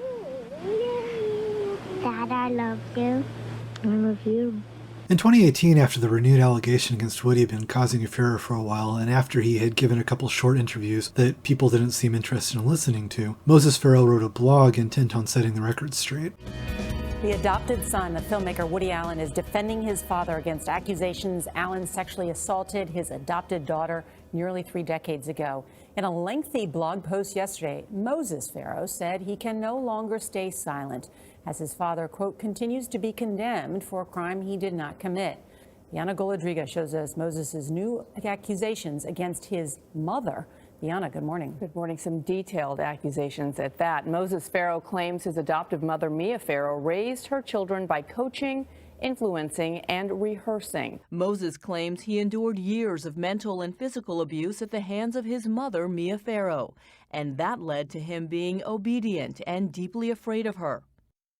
The Farrows had tried to cast this as part of Woody's scheme to bribe or pressure the kids to speak out against Mia, but in actual fact, it was Moses who reached out to Woody to reconnect after, quote, escaping the clan, in his words. It's from Moses' blog that I got some examples I pointed out above with his recollections of the house on the day of the alleged assault, how Woody was never out of sight with Dylan, and how the train set could never possibly have been in the attic. People ask how he could claim to be a witness to an assault that he didn't see, which is of course a very dumb question. You can't witness something that didn't happen. He was in the house the entire day, and he can account for Woody and Dylan's actions, which adds to the question of what happened in the house that day is as direct of a witness as there can possibly be. He also had quite a few other things to say about growing up with Mia Farrow. He talks extensively about her going ballistic after the Suni revelation, about her drilling it into the kids that Woody was evil. The recurring theme of his piece is how Mia would coach the children with their own versions of what she wanted them to say and to believe, and how they were all desperate to please her because repercussions for not pleasing her were severe. He recalls his siblings, including ones that were blind or physically disabled, dragged downstairs and locked in closets when they misbehaved. He describes Thaddeus, who was a paraplegic, being shut in an outdoor shed overnight for some offense. Judy Hollister and Sandy Bullock, who worked in the house at the time, have corroborated these stories. He describes Mia being physically violent towards Suni, throwing large, dangerous objects at her, and beating her with the telephone receiver. Suni has described these incidents also. When Moses didn't give her the response she wanted to something, he describes Mia slapping him, telling him that they would rehearse what she wanted him to say, and then making him say it again and again, drilling it into him. He goes on describing still more beatings and verbal coaching that he refers to as brainwashing.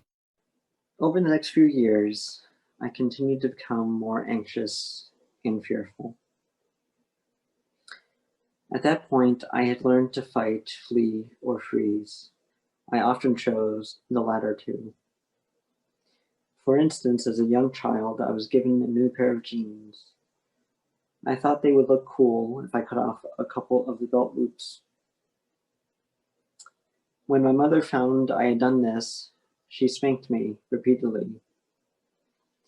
as was her way, and had me remove all my clothes, saying, "You're not deserving of any clothes."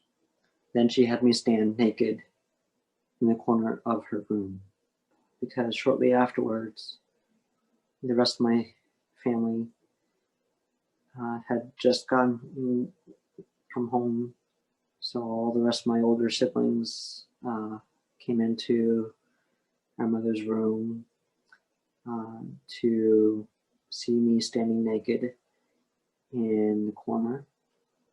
I can only imagine what it was like for them to walk into that kind of scene. Part of me feels like at that point they had gotten used to it. I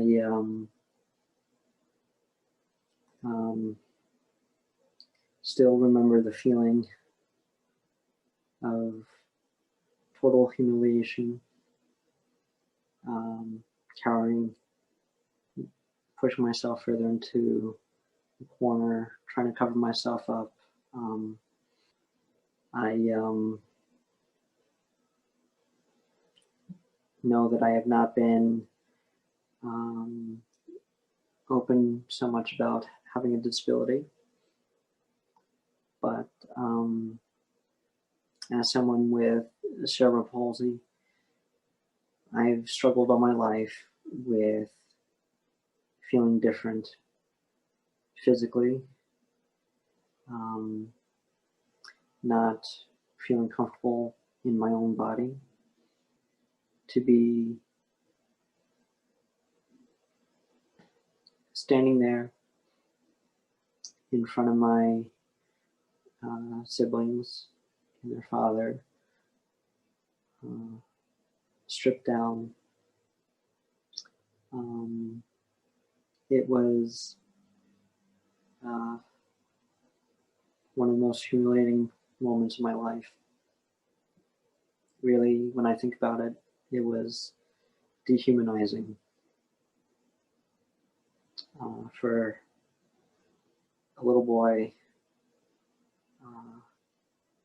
with a disability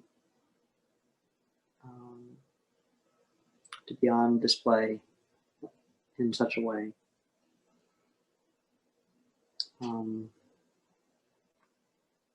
So that this was wrong, totally unnecessary. It was a violation of any dignity and self-respect that I have since struggled with. I was awoken in the middle of the night by Mia. I was in kindergarten on the lower bed of the bunk. Mia pulled me out of it. I was still half asleep as she repeatedly asked in a harsh tone if I had taken her pills. It wasn't out of concern that I had swallowed any, but rather to accuse me of having stolen them from her. She took me to her bathroom. I was crying as she stood over me, scowling. I told her a dozen or so more times that I hadn't taken them. But finally, I said what she wanted to hear. I was forced to lie. Simply telling her that I took them didn't suffice, however, and more questions ensued. I had to elaborate on the lie. She pulled me over to the sink and directed me to put her bar of soap in my mouth, and then instructed me to wash out my mouth. The next day, I searched for the missing pills and found them under the cabinet between the toilet and the bathtub. But I never mentioned this to her out of fear of getting into more trouble. This was the first time I felt truly fearful of her, and it was the start of her instilling fear in me. It began the very long and impossible task of gaining her approval. She was getting me ready to go to sleep, and when she came over to my bed, she found a tape measure. She had a piercing look on her face that stopped me in my tracks. It was really scary. She asked if I had taken it. She used that familiar voice I had become attuned to. I stood in front of her, frozen. She asked why it was on my bed. I told her I didn't know, that perhaps the workmen had left it there. After a couple more demands for the answer she wanted, she slapped my face, knocking off my glasses. She told me I was lying. She directed me to tell my brothers and sisters that I had taken the tape measure. Through my crying and tears, I listened to her as she explained we would rehearse what should have happened. She told me that she would walk into the room and I would tell her I was sorry for taking the tape measure. We practiced at least a half dozen times. It became late. I was afraid and had cried myself out. And that was the start of her coaching, drilling, scripting, and rehearsing. One summer day in the Connecticut house, Mia accused me of leaving the curtains closed in the TV room. They had been drawn the day before when Dylan and Sasha were watching a movie. She insisted that I had closed them and left them that way. At that point, I couldn't take it anymore, and I lost it. I yelled at her, "You're lying." She shot me a look and took me into the bathroom next to the TV room. She hit me uncontrollably all over my body. She slapped me, pushed me back, and hit me on my chest. She said, "How dare you say I'm a liar in front of my friend? You're the pathological liar." I was defeated, deflated, and beaten down. Mia had stripped me of my voice and my sense of self. It was clear that if I had stepped even slightly outside her carefully crafted reality, she would not tolerate it. Most media sources claim my sister Tam died of heart failure at the age of 21. In fact, Tam struggled with depression for much of her life, a situation exacerbated by my mother refusing to get her help, insisting that Tam was just moody. One afternoon in 2000, after one final fight with Mia, which ended with my mother leaving the house, Tam committed suicide by overdosing on pills. My mother would tell others that the drug overdose was accidental, saying that Tam, who was blind, didn't know which pills she was taking. But Tam had both an ironclad memory and sense of spatial recognition. And of course, blindness didn't impair her ability to count. The details of Tam's overdose and the fight with Mia that precipitated it were relayed directly to me by my brother Thaddeus, a first-hand witness. Tragically, he is no longer able to confirm this account. Just 2 years ago, Thaddeus also committed suicide by shooting himself in his car, less than 10 minutes from my mother's house. My sister Lark was another fatality. She wound up on a path of self-destruction, struggled with addiction, and eventually died in poverty from age-related causes in 2008.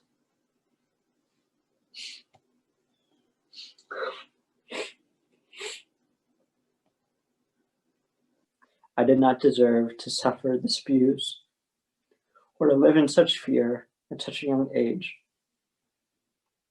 Unlike my siblings, Tom, Thaddeus, and Lark, I'm still here and very much want my trauma healed so I can live and thrive. To know what it means to deserve to be who I really am. There is still a chance to give this to me, to relieve me of this burden of not only suffering my trauma, but yours as well. Mom, have I not suffered enough?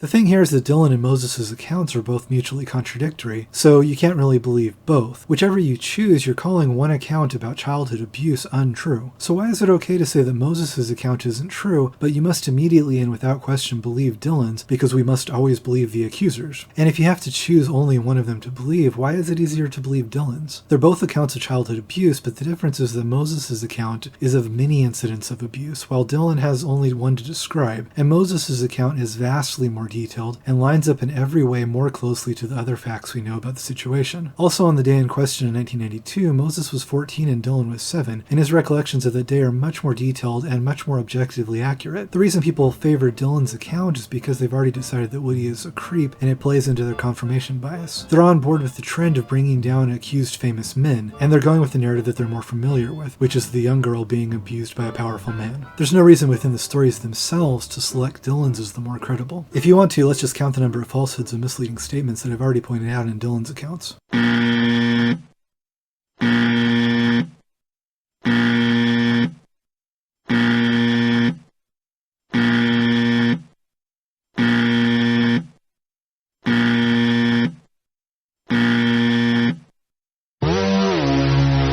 And then, how many falsehoods have been found to date in Moses' account?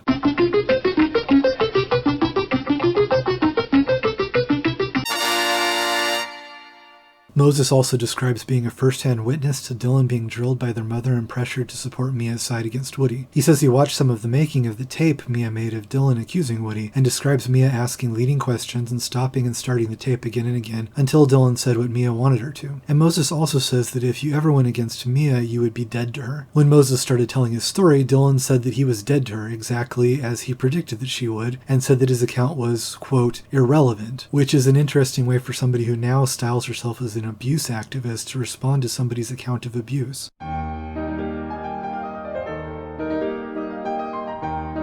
So it seems like once you confront people with the fact that there's no evidence that Woody molested Dylan, what they do then is turn the conversation to say that, well, they think his marriage to Suni is disgusting, so if he did one, it's likely that he probably did the other. First, I find it really disturbing that people conflate the two things, because that means that they're saying that they think marrying a woman in her 20s is in some way comparable to molesting a 7-year-old. And if you have to explain to somebody the difference between those two things, the conversation has already gone off the deep end. But that's how muddy people's thinking is on this. They're not going off specific information, but rather vague hunches about what kind of a person they think Woody Allen is. You'll find in these same people who are willing to broadly generalize when deciding whether somebody's a child molester, that once you try to talk to them about the Suni situation in detail, they don't actually know anything about that either. First, they'll say that Woody married his daughter. When you point out that Suni wasn't his daughter, they'll switch to adopted daughter, and then they'll try out stepdaughter for a test drive. Once you've established that she was none of those things, they'll switch to saying that Woody was still a father figure to her anyway. When you ask how they came to that conclusion, they'll say that he was married to Mia or that they lived together. So just really quickly to get it out of the way, as Suni has explained herself many times, she was not Woody's daughter. Andre Previn, Mia's second husband, was her father. When Suni was younger, she hardly spoke to Woody. She said that she disliked him because she disliked Mia, and she thought that he must be a sap for dating her mother, who she thought was obviously using him. Actually, the fact that Woody hardly spoke to any of Mia's children that she had with Previn was one of the reasons Mia had wanted Woody to speak to Dylan's therapist in those sessions that the Farrows try to misrepresent as Woody being in therapy for creepy behavior towards Dylan. The problem Mia saw was that Woody only paid attention to Moses, Satchel, and Dylan, and wasn't interested in the children she had with Andre. Woody took on a parental role with the children that Mia had adopted as a single parent because they didn't have a father, and he hardly talked to the others, Suni included, so calling him some kind of father figure to her is pure fantasy. Nevertheless, you could see why Mia would be upset that he started dating her daughter, and how it would obviously create an awkward situation. And that's something that Woody has freely admitted to. But again, I can't believe that I have to say that an unconventional relationship with a 21-year-old that has led to a long marriage is not the same as sexually assaulting a 7-year-old in an attic. What I'm getting at here is there has been an attempt to link my relationship with Suni with charges of child molestation. They're two completely different things. I have an adult relationship with Suni. Those people that feel they want to feel that it's questionable or not their taste, or she's too young for me, or she's Mia's daughter, or whatever they want to think, I'll take that heat. I'm responsible for that. I accept all the criticism that they want. You know, that it's my life and it's Suni's life, and I accept that. That does not mean that I should be charged with child molestation. Suni has told her own version of the story and strenuously objects to being seen as a victim. And it's interesting that Ronan, who is seen as the champion of Me Too, fought against this story being published and was successful in having it partially censored. When they talk about believing women, it seems that they're only referring to the ones who have stories that are convenient for them. Woody started seeing Suni in December of 1991 at the suggestion of Mia that he should take Suni to basketball games to spend more time with her since, like I said, before that Woody and Suni hardly spoke. Mia was hoping that spending time at the games together might bring them a little closer, and it turned out that it worked a little better than she had hoped. At the time, Suni was either 19 or 21, depending on which estimate you use. Her birth was not recorded in Korea, but based on bone samples, they placed it in that range. In public records, the date the Farrow settled on was October 8th, 1970, and in her 1982 Vanity Fair interview, Mia said that Suni was about 7 when adopted, which would still stick to the 1970 date. However, by the time of her memoir in 1987, Mia was saying that Suni was 5 when adopted, which of course would push down the age she was when she started her affair with Woody. Even with the revised estimate, Suni would still be 19 and a legal adult when she started dating Woody, but now Mia could say she was a teen when Woody started to sleep with her. When you tell people that she was well over legal age when her relationship with Woody began, they'll then switch gears again and say that he must have been grooming her before that. In this case, I'm not even sure what people mean by the word grooming, and I don't think that they really know either. If you have a fetish for underage girls, grooming them and waiting until they're 21 before having any kind of sexual contact with them kind of seems to defeat the purpose. But nonetheless, grooming is one of those buzzwords that people like to throw into a conversation when they can't articulate anything meaningful. Talking about this a while ago on Twitter, I had somebody just tweet the word grooming at me. A one-word tweet, as though that word alone was checkmate in the conversation. Their involuntary duosyllabic brain spasm, of course, got more likes than my reply, which had information in it. I've said before that if you're really curious about whether Woody's guilty, you could always just read the tweets of the people who think he's guilty, and you'll see that they don't have two brain cells to rub together between them. Read some of the tweets of the he married his daughter crowd, and you can usually tell it won't be productive to argue with them because they have the spelling and punctuation and grasp of critical thinking of a person who's profoundly mentally disabled. You know, because if you think Denny and Tommy are slow, your cousin May is dumb like a horse or a dog or something. Yeah, but don't worry. I'm sure nothing could go wrong with letting a dirt stupid mob supplant our legal system and decide if somebody is innocent or guilty, right? The idea of Suni supposedly being groomed is a way to reduce the statements of an adult woman on the subject to those of a child so you can remove her ability to make up her own mind and ignore what she has to say about it. In fact, she's always been articulate about it and independent. NBC's Morgan Radford gets us up to speed. Watch. Overnight, Soon-Yi Previn breaking her silence 25 years after her affair with Woody Allen first made headlines. Previn, now 47 and married to Allen for more than 20 years, now speaking out about her famous mother, telling New York Magazine's website Vulture they were like oil and water from the very beginning of their relationship. Mia wasn't maternal to me from the get-go, says Previn, who was adopted by Farrow and her then husband, the pianist and conductor Andre Previn. She tried to teach me the alphabet with those wooden blocks. If I didn't get them right, sometimes she'd throw them at me or down on the floor. Who can learn under that pressure? The profile that Suni was interviewed for in 2018 created a furor and was billed as her telling her side of the story, and she did greatly expand on what she said before and provided new details of abuse and drama in Mia's household that echoed Moses' version of events. But she'd actually already given a statement on her relationship with Woody, and, unlike Dylan Farrow's story, between 1992 and 2018, Suni's story remained remarkably consistent. In 1992, she told Newsweek, "Please don't try to dramatize my relationship with Woody Allen. He was never any kind of father figure to me. I never had any dealings with him. He rarely came to our apartment before his own children were born. Even then, he never spoke, and the truth is I never cared that much for him. He was always preoccupied with work and never talked to me. Not really to any of us. Only when Dylan was born did he start visiting regularly, and then only to play with the baby. My own father is Andre Previn, who came to visit pretty often and took us all out frequently. When I first got friendly with Woody, he and Mia were finished with their romance and were just friends. I think Mia would have been just as angry if he had taken up with another actress or his secretary.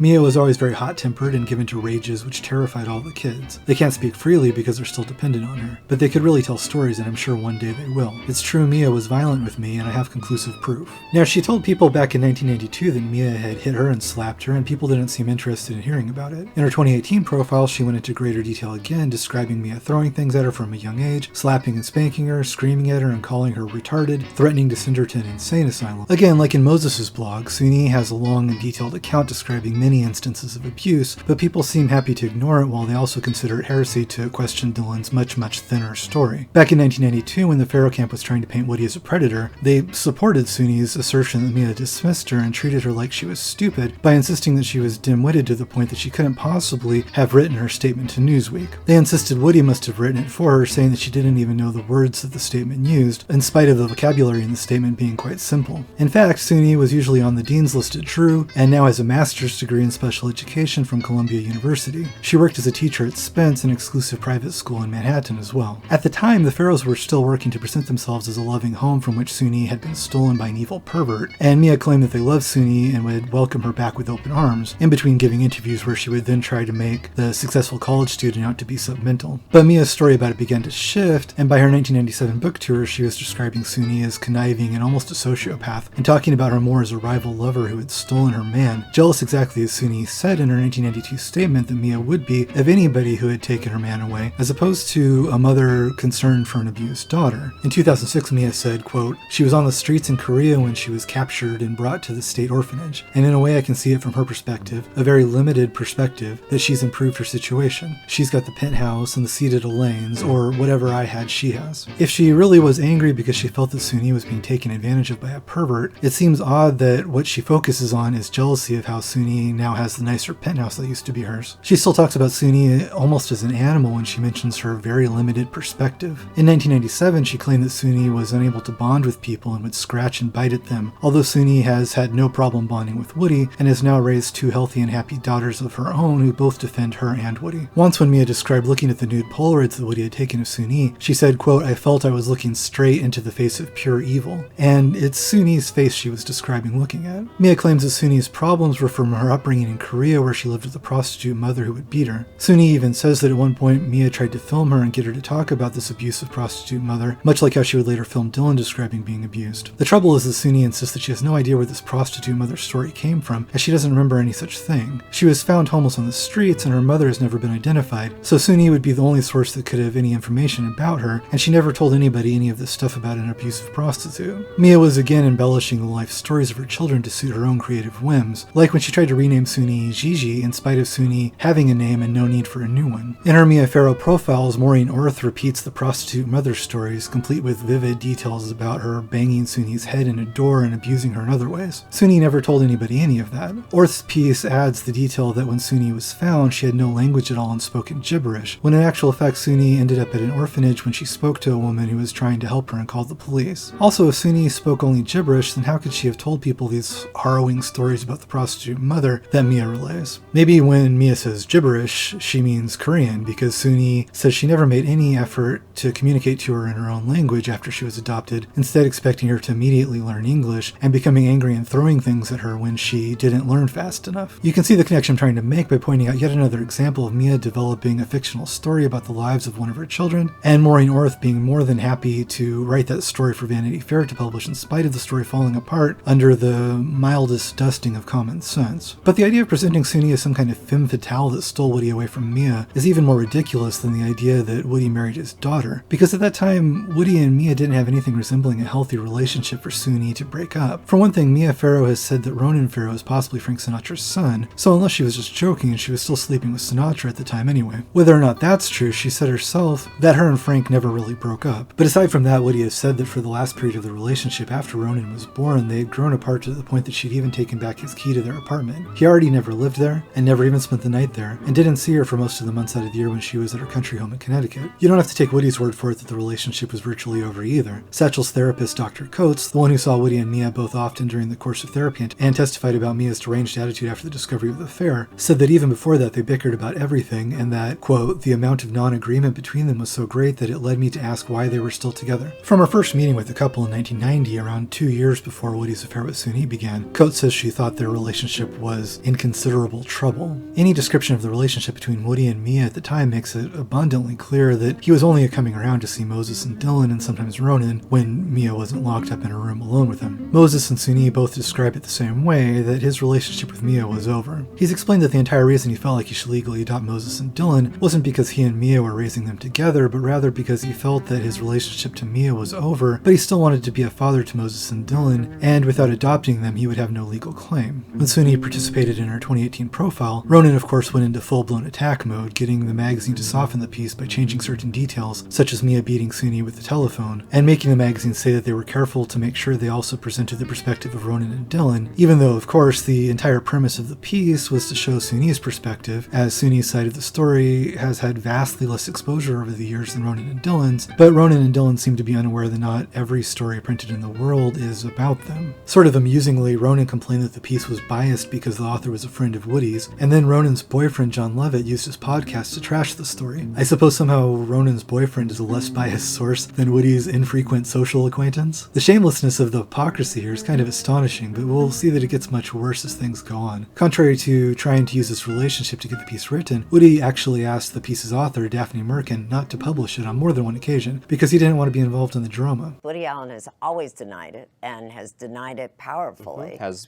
always denied it, has gone very directly after any woman proximate to it. Huge public relations apparatus designed to do that. Ronan's boyfriend John Levitt was a speechwriter to President Obama, among other high-profile political work. They're trying to cast Woody as the powerful one with the vast media apparatus to disseminate his side, while Levitt was able to put words into the mouth of the President of the United States. This is where I work. I bought this when I was 16. Still works like a tank. And I've typed everything that I've written every script, every New Yorker piece, everything I've ever done on this typewriter. If I'm typing something, I have my scissors here, and I have a lot of these things, these little stapling machines. But when I come to a nice part, then I cut that part off and staple it on to something else with this. While the Farrows were doing everything they could to vilify Merkin and making ridiculous statements about Woody using his supposed vast media empire to manipulate the world, the only interview that Woody did at the time was actually for a small Argentinian Spanish-language TV station. Of course not. I mean, this is just so crazy. This is something that has been thoroughly looked at 25 years ago by all the authorities, and everybody came to the conclusion that it was untrue. And that was the end, and I've gone on with my life. And now, for it to come back now, I mean, my God, it's a terrible thing to accuse a person of, you know. I mean, I'm a man with a family and my own children, and, you know, so, of course it's upsetting. The interview was in such an obscure outlet that it took websites several days to notice that it even existed, in spite of the Me Too media furor over the story at the time. Because that's how you do it when you're a master of the media with a vast, powerful network of influence over everything, right? On a small TV station, people who speak English will never even see.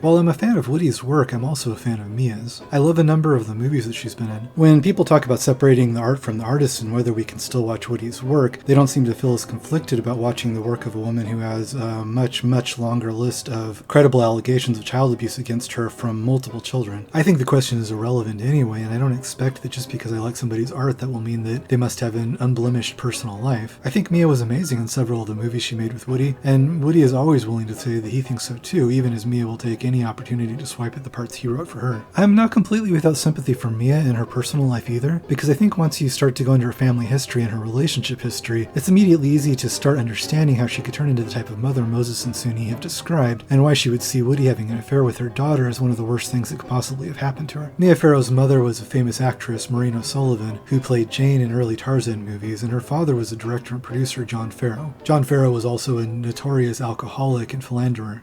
My father was also a womanizer of legendary proportions. I mean, he had affairs with just about every beautiful actress in Hollywood, so they say, and I don't doubt it for a second. My mother actually reached a point where she put a separate door in so that he could come and go into his bedroom when she wouldn't let him in hers. Mia says that she has always loved her father, but when he died, she was in New York with her mother, torn between them and avoiding his phone calls. One night, Mia's father, who was critically ill in California, kept calling his wife in New York. He seemed desperate to speak with Maureen. Mia could not tell him her mother was out with another man. She simply stopped answering the phone. And the phone rang and rang and rang and rang and rang and rang. I mean, just rang through the night. And I just held the pillow over my ears. And then finally my mother came in, and then the phone rang again. And it was the doctor, and he said my father was dead, and that he died with the phone in his hand. By her own reports and those of others, Mia responded to her tumultuous family situation with a need for control, acting as a kind of parent to her siblings and parenting a menagerie of animals as well. Banded together, and Mia, being the oldest and definitely the bossiest, was always in charge. I fought for everything. I fought for everything that I felt was fair and right or mine or what I wanted to do. And I'd organize everybody all the time. I was the director. I put on the plays. I wrote them. I cast them. I gave myself the best roles. Mia and Maria loved playing the role of mother to animals of all kinds. We didn't understand the reproductive habits of hamsters. I had about probably 200 hamsters at one time. We always had secret snakes and lizards and hamsters and guinea pigs and ducks. We had a dog, always cats, snakes, lizards.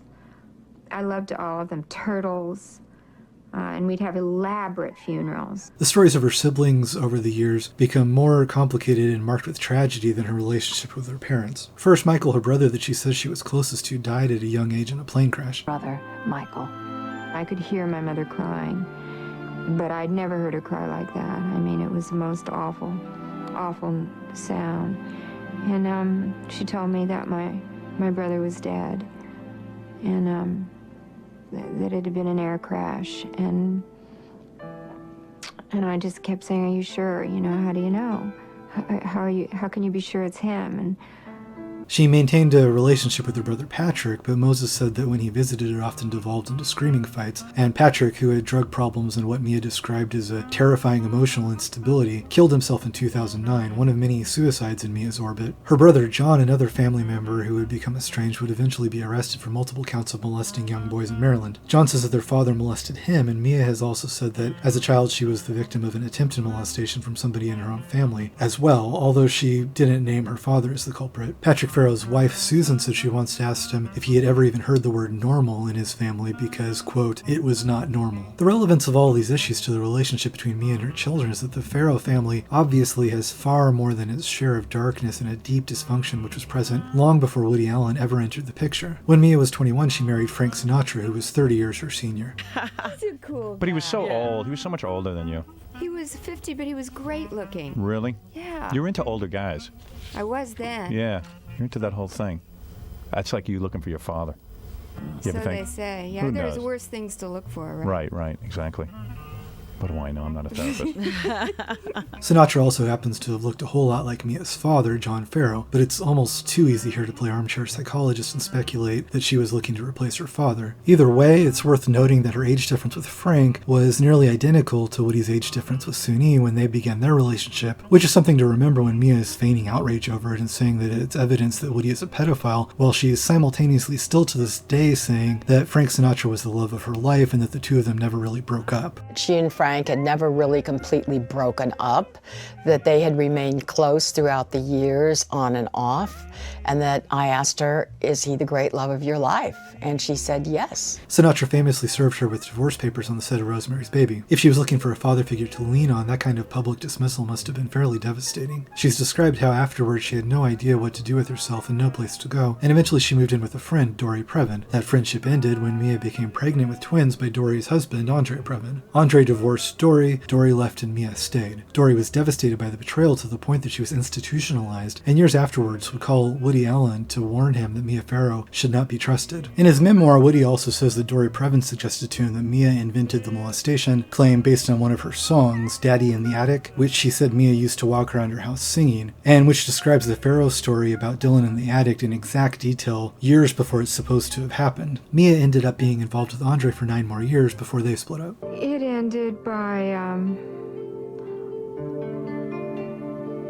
another woman, you know, came into the picture. While Andre might have been seeing another woman, it's an interesting spin from Mia to put on the separation, because she was reportedly also having an affair with Sven Nykvist at the time. Who cheated on who is only relevant in that Mia has got such extensive mileage out of people feeling bad for her because Woody cheated on her, even though at the time most would say that the relationship was already over, and Mia has said herself she was possibly still sleeping with Sinatra. And here's yet another relationship where Mia was also known to have had an affair. She moved to her mother's apartment in New York with most of the children she had with Andre, leaving the twins behind, and started seeing Woody Allen soon after. It's a match made in heaven by a retarded angel, but in heaven. He says she asked him to marry weeks into their relationship, but they never did. They also never lived together, but she pressed for years to have children with him. After trying at one point, they weren't able to, and she adopted Dylan, who Woody acted to as a father since he knew her from infancy and she didn't have a father in Andre Previn. About a year after adopting Dylan, though, Mia was pregnant again. It's alive! God, it's moving. It's alive, it's all right. Feel. Wait. Oh, yeah, well, Don't be scared, it won't bite. That baby was Satchel, later Ronan. New questions about one of Hollywood's most famous and famously fractured families. Is the young man that Oscar-winning director Woody Allen believed for 25 years to be his son really the biological child of Frank Sinatra? Maybe, according to his mother, actress Mia Farrow, in an explosive Vanity Fair interview out today. Is this handsome 25-year-old Frank Sinatra's love child? It's today's celebrity paternity guessing game that has everyone doing a double take. In 2013, Mia dropped the hint that Frank Sinatra might be Ronan's father, although Sinatra biographer James Kaplan says that that's impossible due to the fact that, quote, Sinatra was incapacitated and impotent following a major abdominal surgery 3 months earlier that involved removal of 12 feet of intestine. On the other hand, John Frayne Turner, a different Sinatra biographer, points out that Sinatra was well enough to perform at Carnegie Hall in December of 1986, and that by April of 1987, Sinatra was back on the road as if the surgery had never happened. Ronan was conceived roughly around March of 1987, and much has been made of Ronan's resemblance to Sinatra. What have you done to its eyes? He has his father's eyes. Either way, Sinatra was married to another woman at the time when Mia became pregnant with Ronan, and that other woman is still very much alive, so either Mia was having an affair with another married man, or her comment allowing people to think that she was is very insensitive towards Sinatra's widow. Sinatra's daughter Trina has said that he had a vasectomy years before this, and Nancy Sinatra Jr. was not amused by the comments. Mia's son? Yeah. Oh, nonsense. He would just laugh it off, and we didn't laugh it off because it was affecting my kids. They were being questioned about it, and we all knew it was nonsense.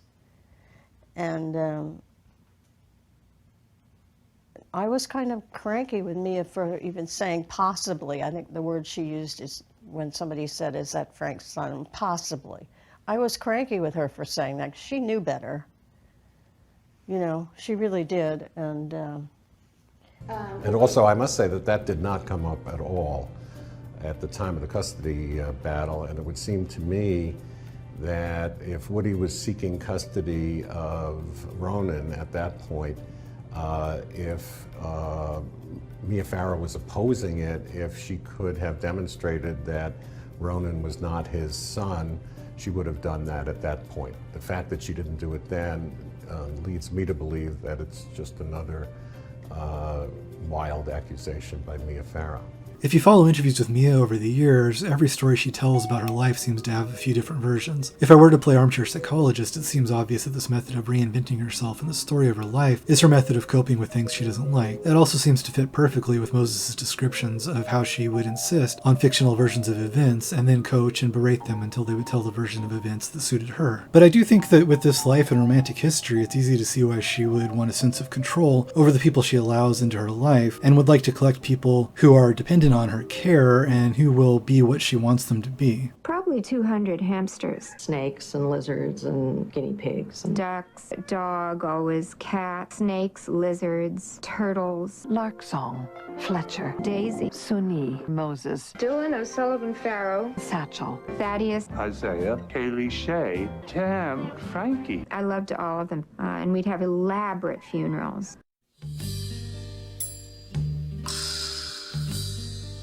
Why did you start college at 11? Because I'm a nerd, David. No, but you were a nerd, but were you in a hurry to get out of a noisy and complicated house, too?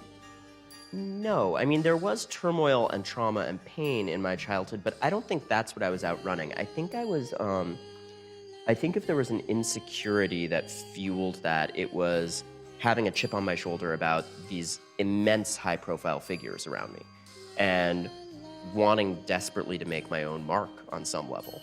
It was all very ego-driven. According to Moses, Farrow, and others, at the age of 4, Ronan would announce to people, "My sister is fucking my father." I don't know about you, but to me that definitely sounds like something a healthy 4-year-old would be going around saying without any undue adult influence. He is an old soul. He's wise beyond reason. And he's absolutely devastatingly charming. Oh, I thought I saw you. No, you need your glasses on. Yeah, I really do. And funny. So smart. What a guy.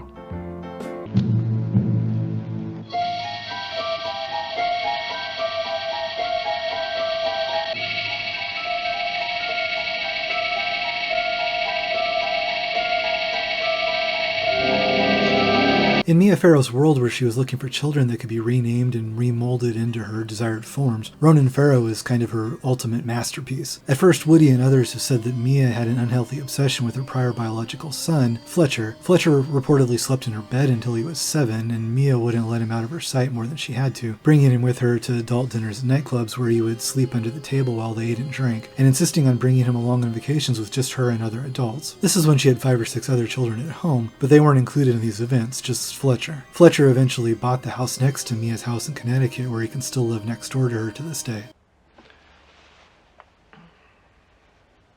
Well, a boy's best friend is his mother.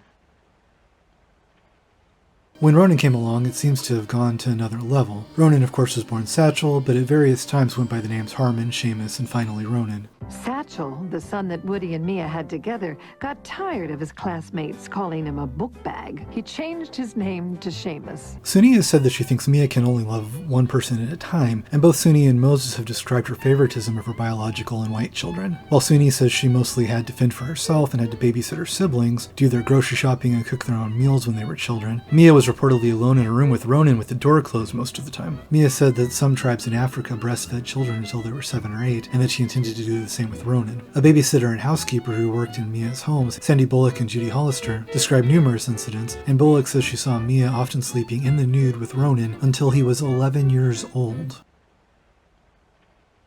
As Ronan got older, he seems to have been inseparable from his mother, accompanying her on trips she did for charitable work around the world. Again, the other children didn't seem to be included in these activities. It was just Ronan who was Mother's constant companion. He's claimed that on one of these trips for UNICEF to the Sudan, he contracted what he describes as a severe illness, and he was in and out of crutches and wheelchairs from around age 16 to 20. I actually had been in a wheelchair for a while and was just recovering, and he knew this, but You'd had an infection from a trip to Africa. It was left untreated while I was doing a lot of that traveling, and I had many surgeries. And which severe illness it was, he's never specified, but Moses and others have stated unambiguously that what actually happened was that he had a series of operations to lengthen the bones in his legs because Mia felt that he would have a better chance of a career in politics if he was taller. So the devil's child will rise from the world of politics.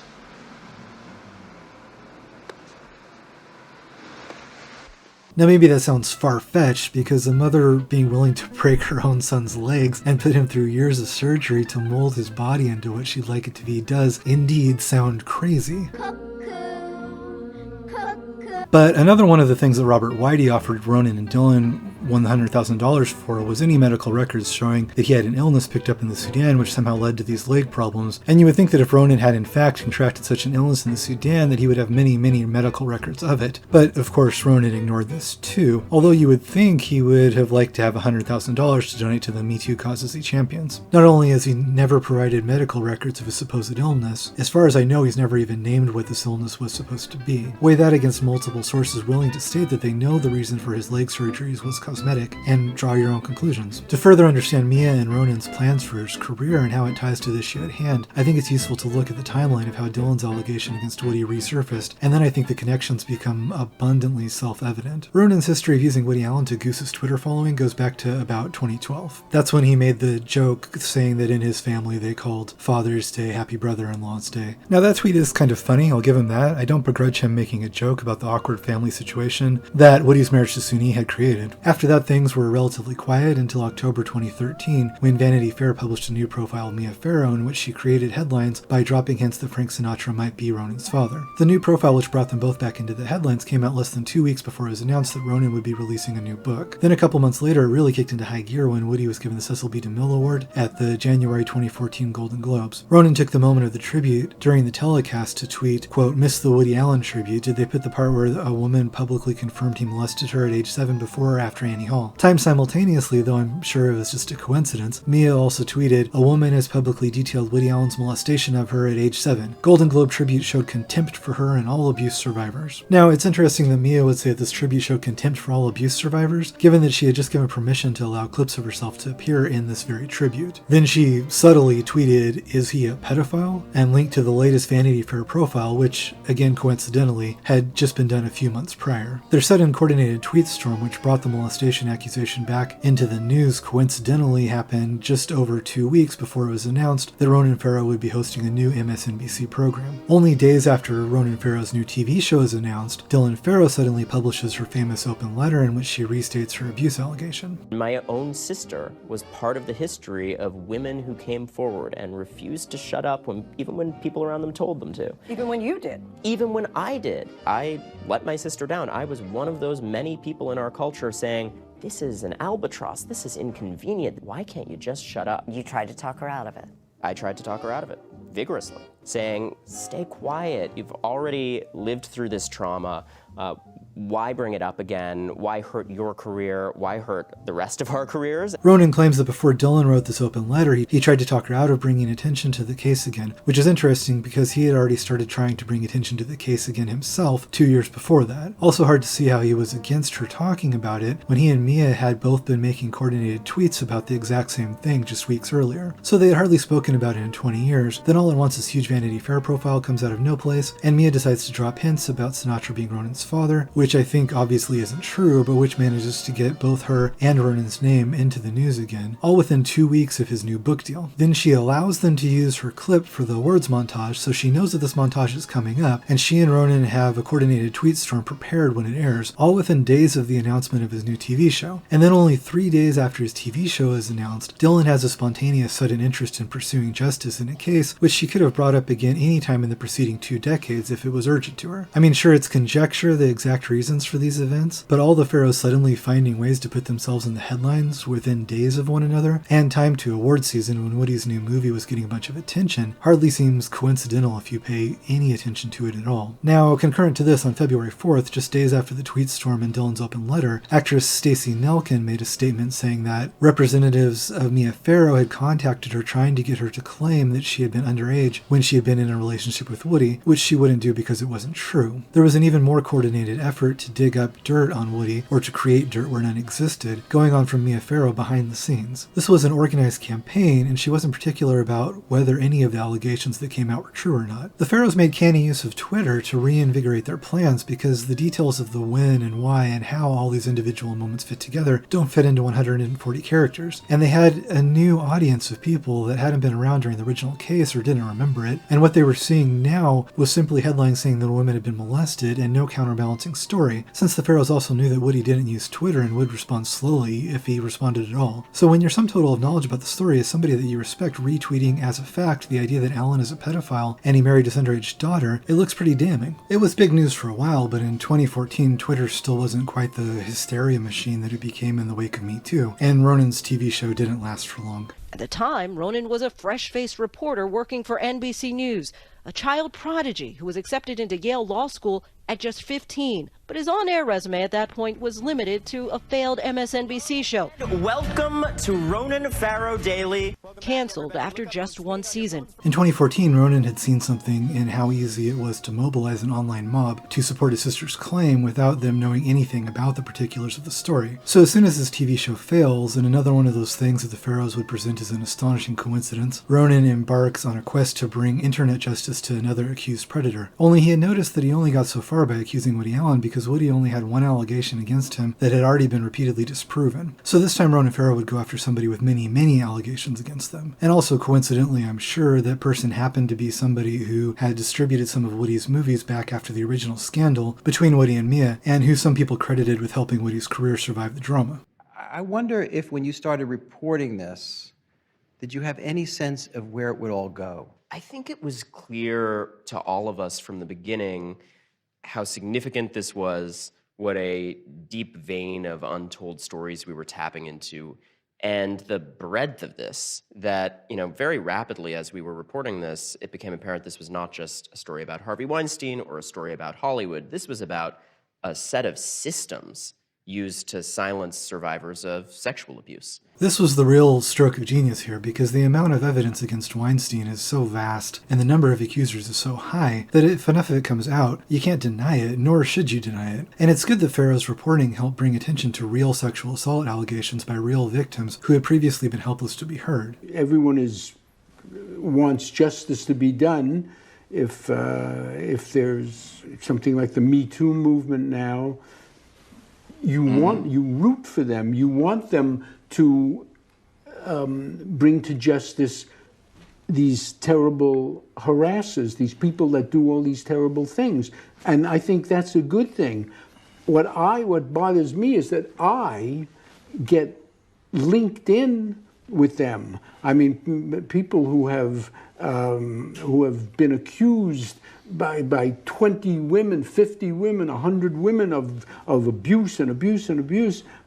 And I, who was only accused by one woman in a child custody case, which was looked at and proven to be untrue, I get lumped in with these people. Now, you can say that Ronan's work on Weinstein was undeniably a good thing, and also that his vendetta against Woody Allen is spurious and malicious. Both can be true, but the internet tsunami that followed the Weinstein reporting tore the internet into two camps, and with hundreds of new stories of alleged abuse hitting the internet every day, people didn't have either the time or the inclination to learn about every single one in detail. So to save themselves the effort and mental real estate, they reduced truth and due process to a team sport. Either you were with all of the accusers or you were with all of the accused. Now that's a false choice, but if it really was that simple, any decent person would want to support the victims, not the victimizers. And so Woody's story got swept up with the likes of Weinstein and Cosby, men who had dozens of credible allegations of rape and worse, compared to Woody's one thoroughly debunked allegation. Because Ronan Farrow was now a hero that had brought these dozens of other real allegations to light, to doubt him was to doubt the stories of many real victims who people believed that it was important to hear. But to say that one story is false obviously doesn't mean that you believe that no story of sexual assault has ever been true. All I'll say is that I owe my smize to the brave sources who spoke.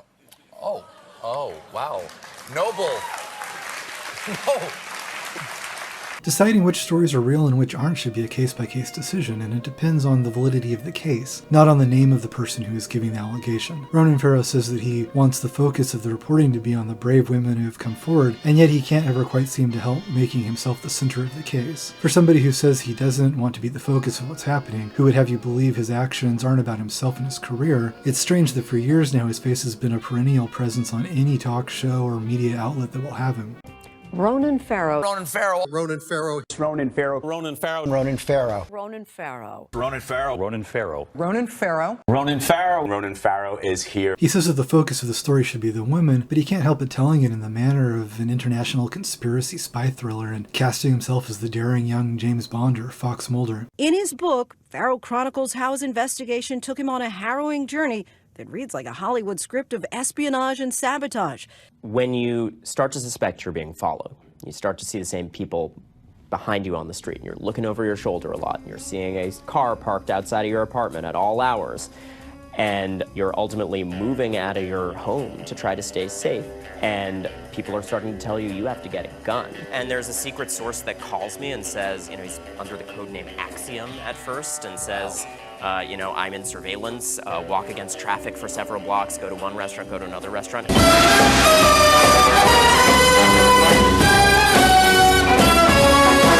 And part of the narrative in here is how I dodged questions for years, not wanting to be the story, and said, look, I don't want to talk about the stuff that was directed at me.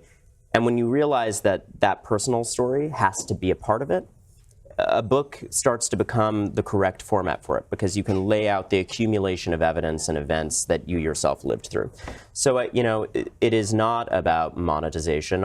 It was all very ego-driven. I'm just saying, for a somber reportage on a serious topic, he has a real flair for drama, and it's directly resulted in him being a household name and an in-demand interview guest, which was the goal of those first tweets timed to the release of his MSNBC show all along. In the Weinstein case, Ronan's reporting had a good outcome, so it's easy to assume he had good motivations, and I won't rule out that he did. That was a virtuous case. But if anything, the thirst that the Farrows have for justice seems to be highly circumstantial. Mia says in 2014 that the Golden Globe's giving an award to somebody accused of sexual assault is a slap in the face of all survivors. But meanwhile, while Roman Polanski pled guilty to the statutory rape of a 13-year-old girl, not only did Mia volunteer to testify for him as a character witness, as recently as 2012 for the Criterion Collection DVD of Rosemary's Baby, she was willing to do interviews where she sang endless praises of Polanski. When an excerpt of Dylan Farrow's new novel Hush was published, coincidentally by Vanity Fair of all places, the introduction they posted said that you might know her from her byline on pieces advocating for abuse victims. Now, I've looked into this as much as I could, and if I'm wrong, then somebody please point it out to me, but I couldn't find Dylan Farrow's byline on articles advocating for anybody else besides Dylan Farrow. She surfaces like clockwork, timed a Woody Allen movie getting good press or Ronan Farrow promoting something in his career, and posts a new editorial saying how nobody has paid enough attention to her abuse story, which of course millions of people paid attention to for decades. When her own brother Moses makes an allegation of abuse, the abuse advocate Dylan Farrow issues a statement that his story serves to re-victimize her. When somebody other than Dylan Farrow talks about being abused, Dylan thinks that the important part of the story is how Dylan feels about it. I've never seen her publicly comment on her own uncle, who she knew as a child, being convicted of molesting 2 young boys, or express support or sympathy for those victims. I've never heard her comment on or speculate about her uncle's story that he was molested by Dylan's grandfather, or even on Mia's statement that she was the victim of an attempted molestation within their family. It seems to me that Dylan Farrow is, above all else, an advocate for Dylan Farrow. And to an extent that's fine. Whether by Woody or by Mia, I think it's obvious that what went on in 1992 was deeply traumatic for Dylan. She can live her own life and she doesn't owe anybody anything. But why I'm pointing this out is the dishonesty of the way that the Farrows take what is obviously a personal score they're trying to settle and paint it as some sort of benevolent advocacy on behalf of others. Someone said this to me. She wants to bring Woody Allen down. She's caught up in the Me Too, Time's Up movement. And this is really what she's trying to do, is bring him down. Why shouldn't I want to bring him down? Why shouldn't I be angry? Why shouldn't I be hurt? Dylan and Ronan like to present themselves as benevolent underdogs fighting to tell truth to power, when the truth is that they're a phone call away from having access to every media outlet in the world. I think it's fair to fact-check their assertions when the entire issue here is whether or not the allegation against Woody Allen is true. And if Dylan is willing to distort facts when she talks about her alleged abuse, Ronan is exponentially more willing to do so. I'm going to use just one short clip of what Ronan has said as an example. He said, "I believe my sister. This was always true as a brother who trusted her and, even at 5 years old, was troubled by her father's strange behavior around her, climbing into her bed in the middle of the night, forcing her to suck on his thumb, behavior that had prompted him to enter into therapy focused on his inappropriate conduct with children prior to the allegations." So in this one simple statement by Ronan, he manages to pack in an impressive number of lies and distortions. First, while he says he was troubled by Woody's behavior toward Dylan when he was 5, he was actually 4 when Woody saw Dylan for the last time ever, and that was after Mia and Woody had been estranged for a while and Woody's visits with the children were supervised. The incidents he's describing were alleged to have happened when Ronan was more like 3, and moreover, of course, they never happened. The getting into bed in underwear and finger-sucking thing are more things commonly cut and pasted from Orth and others. For one thing, it's never been said to have happened in the middle of the night, because Woody and Mia never lived together, and he never spent the night at Mia's apartment. Ronan is misremembering and embellishing the stories from other people, which he is trying to pass off as his own memories. These incidents were also never part of Dylan's own account of what happened to her until almost 20 years after they were reported by others, and she then incorporated them into her stories. When he talks about Woody going into therapy as a result of this behavior, he is yet again repeating the common lie that's been debunked so many times, which tries to distort Woody's talking to Dylan's therapist into Woody himself being sent into therapy. Ronan also ups the ante here, and he says that Woody was in therapy for conduct with children, plural, to try to imply that there might be more victims, when previously the lie has usually just been that he was in therapy for his behavior toward Dylan. Ronan also tries to say that Woody started the therapy sessions as a consequence of the getting in bed and thumb-sucking stuff that he claims he remembers. However, the therapy sessions in question started when Ronan was 3 or maybe even closer to 2, and he's trying to say that these events happened when he was 5. He's just free associating here, passing off secondhand allegations as his own memories and bumping his own age up from 2 or 3 to 5, because obviously him pretending to have these memories from the age of 2 strains credulity even for the mouth breather set that believes every single word that he types. But because of the credibility he gained with his reporting on Weinstein, Ronan gets an automatic pass because people feel that to discredit him is to question all the women who came forward in his reporting and all the women that came out inspired by the reporting in the time following. Ronan's reporting on Weinstein was valuable and it achieved some good results. The women who came forward in his articles should be listened to and taken seriously. And also, the known list of times he has willingly distorted the truth to meet his ends is a mile long. These things aren't mutually exclusive. The fact is that while Me Too has accomplished numerous good things and made it possible for many people who were ignored before to be heard, the stories don't travel by means of pure altruism. You're on your global tour. This book is selling unbelievable numbers of copies. Websites love to post these stories because they're the ultimate celebrity clickbait. For women who have an abuser who doesn't happen to be famous, it's not nearly as short of a road to getting your own personal Twitter mob to bring him down. It's good business, and as many women as he may have helped, you can't deny that Ronan Farrow's career was helped just as much.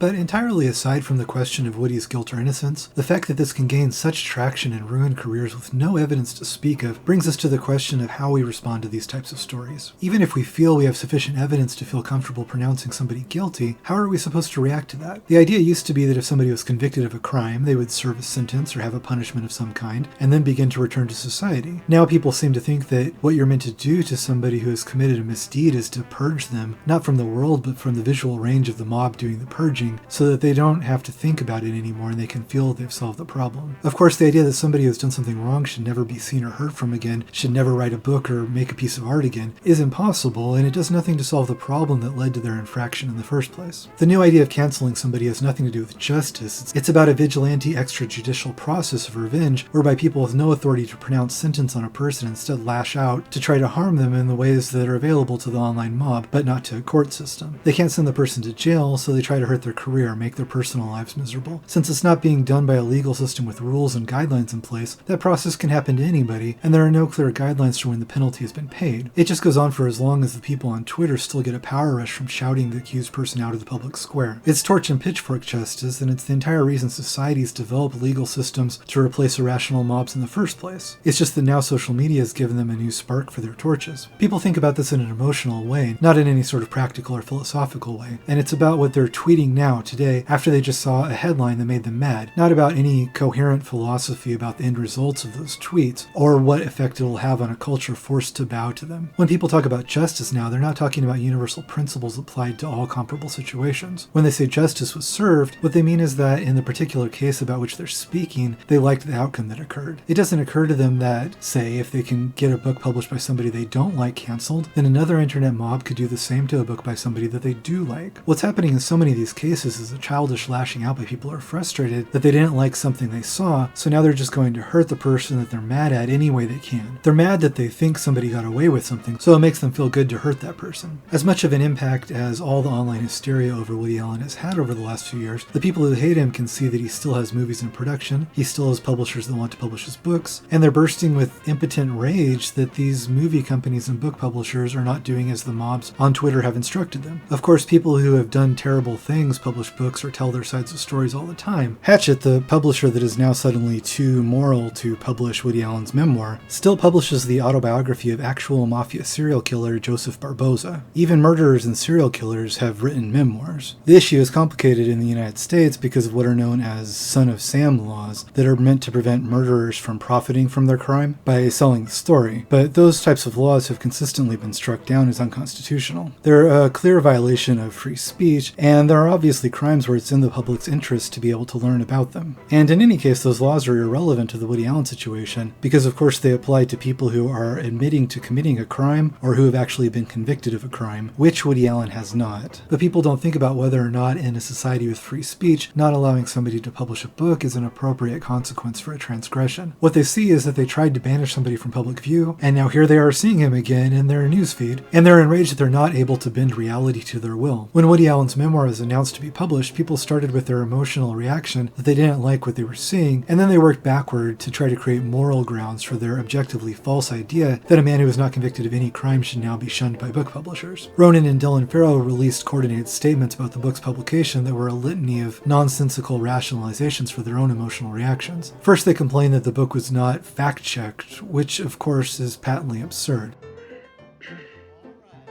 Right. Well, I have to go now, Dwayne, because I'm due back on the planet Earth.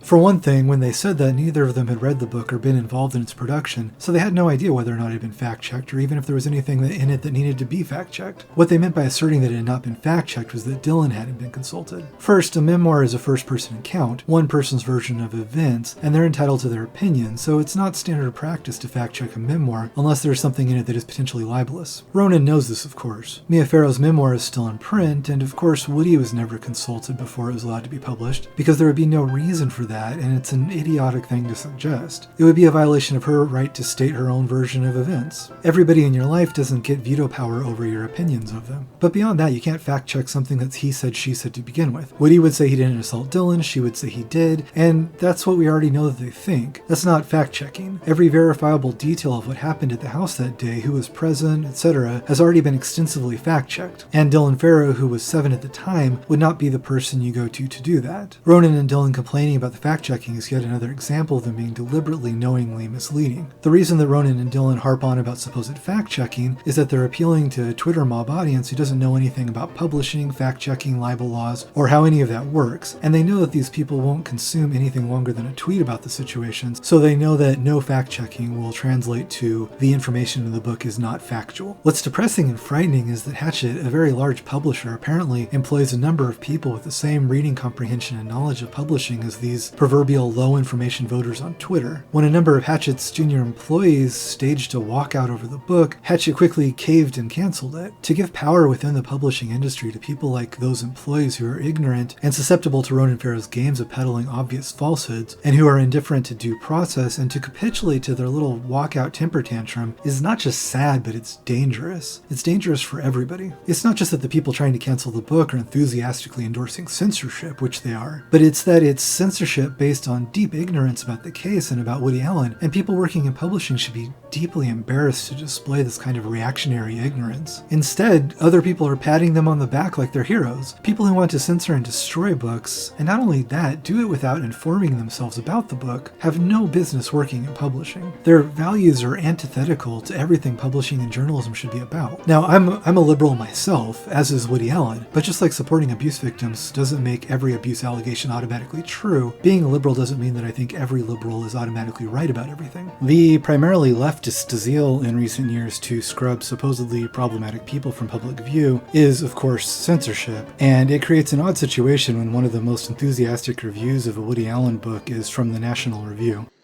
What is this? Since when do you read the National Review? What are you turning into? Well, I like to try to get all points of view.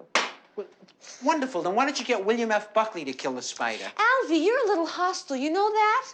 Woody said himself in his memoir how bizarre it is to see the New York Times turn against him when he loves that paper in most cases. I see a lot of liberal people who I otherwise respect bending themselves into pretzels to avoid calling censorship by its name, because they know it's a bad look. They say that the First Amendment only refers to censorship of individuals by the government, which is true, but if private citizens seek to do what the First Amendment removes from the powers of the government, it doesn't make the effect any less chilling. It only means that there's less oversight over it. And just because you aren't telling somebody that they can't speak, threatening to destroy their livelihood if they say something that you don't like has the same effect. People engaging in these practices know it, and I think they're being deliberately disingenuous when they try to split hairs between the two. Like I said before, when they say justice, they're not talking about a universal principle. They're thinking about what they'd like the outcome to be in one particular situation. They say that you must believe all women and listen to Dylan, but it's okay to dismiss Suni or Moses. What they'll gleefully do to Roseanne, they find shocking when it's done to James Gunn. Other people try to say that it's just the free market, and that Woody Allen isn't entitled to have a publisher for his book. He can write it, but if a publisher decides not to publish it, that's their right. But when people say that, they know that the problem with this logic is that the publisher did decide to publish it, and Woody's long career makes publishing a memoir by him an obviously good business decision in a free market. Woody has earned his platform like very few have, but after the publisher made that decision, they were forced to change it by an angry mob. Mob justice is not the same as voting with your wallet. This is why people who operate in this way like to invent buzzwords like no platforming, because it enables them to avoid calling a spade a spade. Denying somebody a platform that they would otherwise have is preventing their ability to speak, which is censorship. And everybody knows that, which is why in a few months from now, people will make up some new silly buzzword for it, because no platforming already is starting to sound stupid. People say that Woody could just self-publish it, but then of course a few weeks later when Louis C.K. self-publishes a comedy special on his website, the exact same people are outraged that he dared to show his face. Dylan said that Woody's memoir being published is an example of the privilege that powerful people like him have in the world, which is yet another example of the ridiculous strategy to try to convince people that this 84-year-old man who hardly even gives interviews is somehow an all-powerful media mastermind, while Ronan, who spends half of his life in front of TV cameras being listened to by millions of people, is the underdog. Ronan Farrow just wrote an entire book about how people attempted to silence him when he tried to write about the allegations against Weinstein and others, and how horrible it is when powerful men try to silence people. And yet it somehow seems to have been lost on him that he's now the one trying to silence stories he doesn't like, with this book and when Daphne Merkin tried to write a profile of Suni, and over again.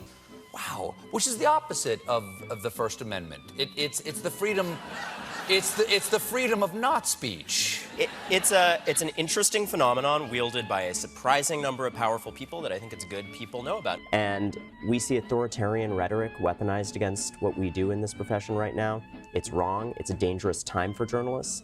The combination of the spin and the powerful people subverting those systems to muzzle the press is something that has to stop. But the idea of Dylan Farrow, who has no writing experience and is about to have a novel published solely because of who her family is, saying that Woody Allen, who has a 7-decade successful writing career, is being published because of, quote, privilege, is even more laughably absurd. There are many, many reasons that Woody Allen has a career, and there are many reasons that people still want to work with him. I love his directing style because, honestly, a director who has confidence in his actors and who doesn't try and muscle them around the set allows them to blossom and makes them take the responsibility for their performance. See, the thing is, if you're with somebody who says, it's all you now, go, it really then puts the ball in your court. You've got to come with the goods. He said, you don't have to say any of the words I've written if you don't want to. And I was shocked because I was like, this is the best genius comedy writer we have. His script is so fantastic, why wouldn't I say the words? And he said, no, the script is just a blueprint. It's whatever makes you as real, natural, and funny as possible. Well, a lot of the scenes were like 10 pages long, and he would do them with a master. I don't know if he's still using that technique, but he would, have one camera, and he would dolly in, dolly out, zoom in, So you'd cover the whole thing, like, with one camera. And so you'd have to be prepared with your 10 or 12 pages of dialogue, and you'd go for 10 minutes, and then they'd call cut. And it was crazy. It was like you were in a play in a way, and they'd do like 10 or 12 takes, and everybody would go home for the day. Was it hard? Yeah, it was super hard, but it was exhilarating. It was so much fun, and I got to improvise a lot, and he liked that, so that was You'd fun. like to work with him again? I would, yeah. And, from there on, it was very, very easy. It was kind of like, well, he's trusting me to do what I do, and obviously I trust him because he's a proven genius. It was one of the best summers of my life shooting that movie. I had such an incredible time. And part of that was really just forming a friendship with Woody. We just were two peas in a pod. I feel very lucky to be sitting on this couch with a proven genius. When you pick parts, what is the first thing that attracts you? Look, it varies. Sometimes it's the script, usually it's the director. But in the end, I think it's being in dialogue with the director. That's the blessing of working with someone like Woody, is that 97% of his direction is in the script. You know that the script is not going to change, and so the architecture of it, you can trust. It's a life raft. When people reduce the truth to a team sport, and either you have to believe all the accusers or all the accused, people are separated into camps, and a whiff of somebody being on the wrong side puts them on the bad list, so people are eager to try to publicly declare their allegiance. And I thought the theme of a character who was always trying to be who he was around was a universal psychological theme. As the men discuss their obesity, an initially reticent Zelig joins in, swelling himself to a miraculous 250 pounds. And I felt that ultimately would lead to fascism, because you would always be saying what the crowd wanted to hear and giving up your own beliefs and personality. Support for Farrow is growing. Reese Witherspoon tweeted, "I believe you, Dylan." And this from Jessica Chastain, "We all believe you." And over the past 2 weeks, several celebrities have voiced their support for Farrow, including Natalie Portman, who spoke out on CBS Sunday Morning. I believe Dylan. I would want to say that. I believe you, Dylan. Famous actress denouncing Woody Allen makes good clickbait, just like the allegation against him does. So it's widely reported, and websites start to compile lists of all the actors who have distanced themselves in order to create a narrative that there's some vast movement against him, which would lend support to the idea that he's guilty. But the truth is that once you sift through it, the actual list of actors who have said that they regret working with him is much smaller than the list of actors who have said that they don't regret it, and much, much smaller than the list of hundreds of actors who have worked with him and haven't commented on it at all. A lot of people didn't think he deserved the award and shouldn't get it because of accusations.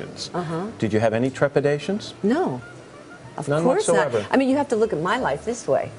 I mean, he gave me my opportunity to be here and talk to you. It's all because of Woody Allen. What do you think of Woody Allen? Oh, Woody Allen, what do you mean? He's a genius. Oh, he's a fantastic filmmaker. You know, women are very torn, like actresses, because they don't like him for what I don't think he did anything wrong, but they don't like him for marrying Sonia. But at the same time, he gives women the best roles in cinema. Absolutely. Most of the Twitter crowd who lead the anti-Woody bandwagon actually know little or nothing about his work, and if they ever took 5 minutes to look him up on Internet Movie Database and see that nearly every famous actor of note in the last 30 years has worked with him, all since Dylan's allegation of molestation has been public knowledge, their heads would explode.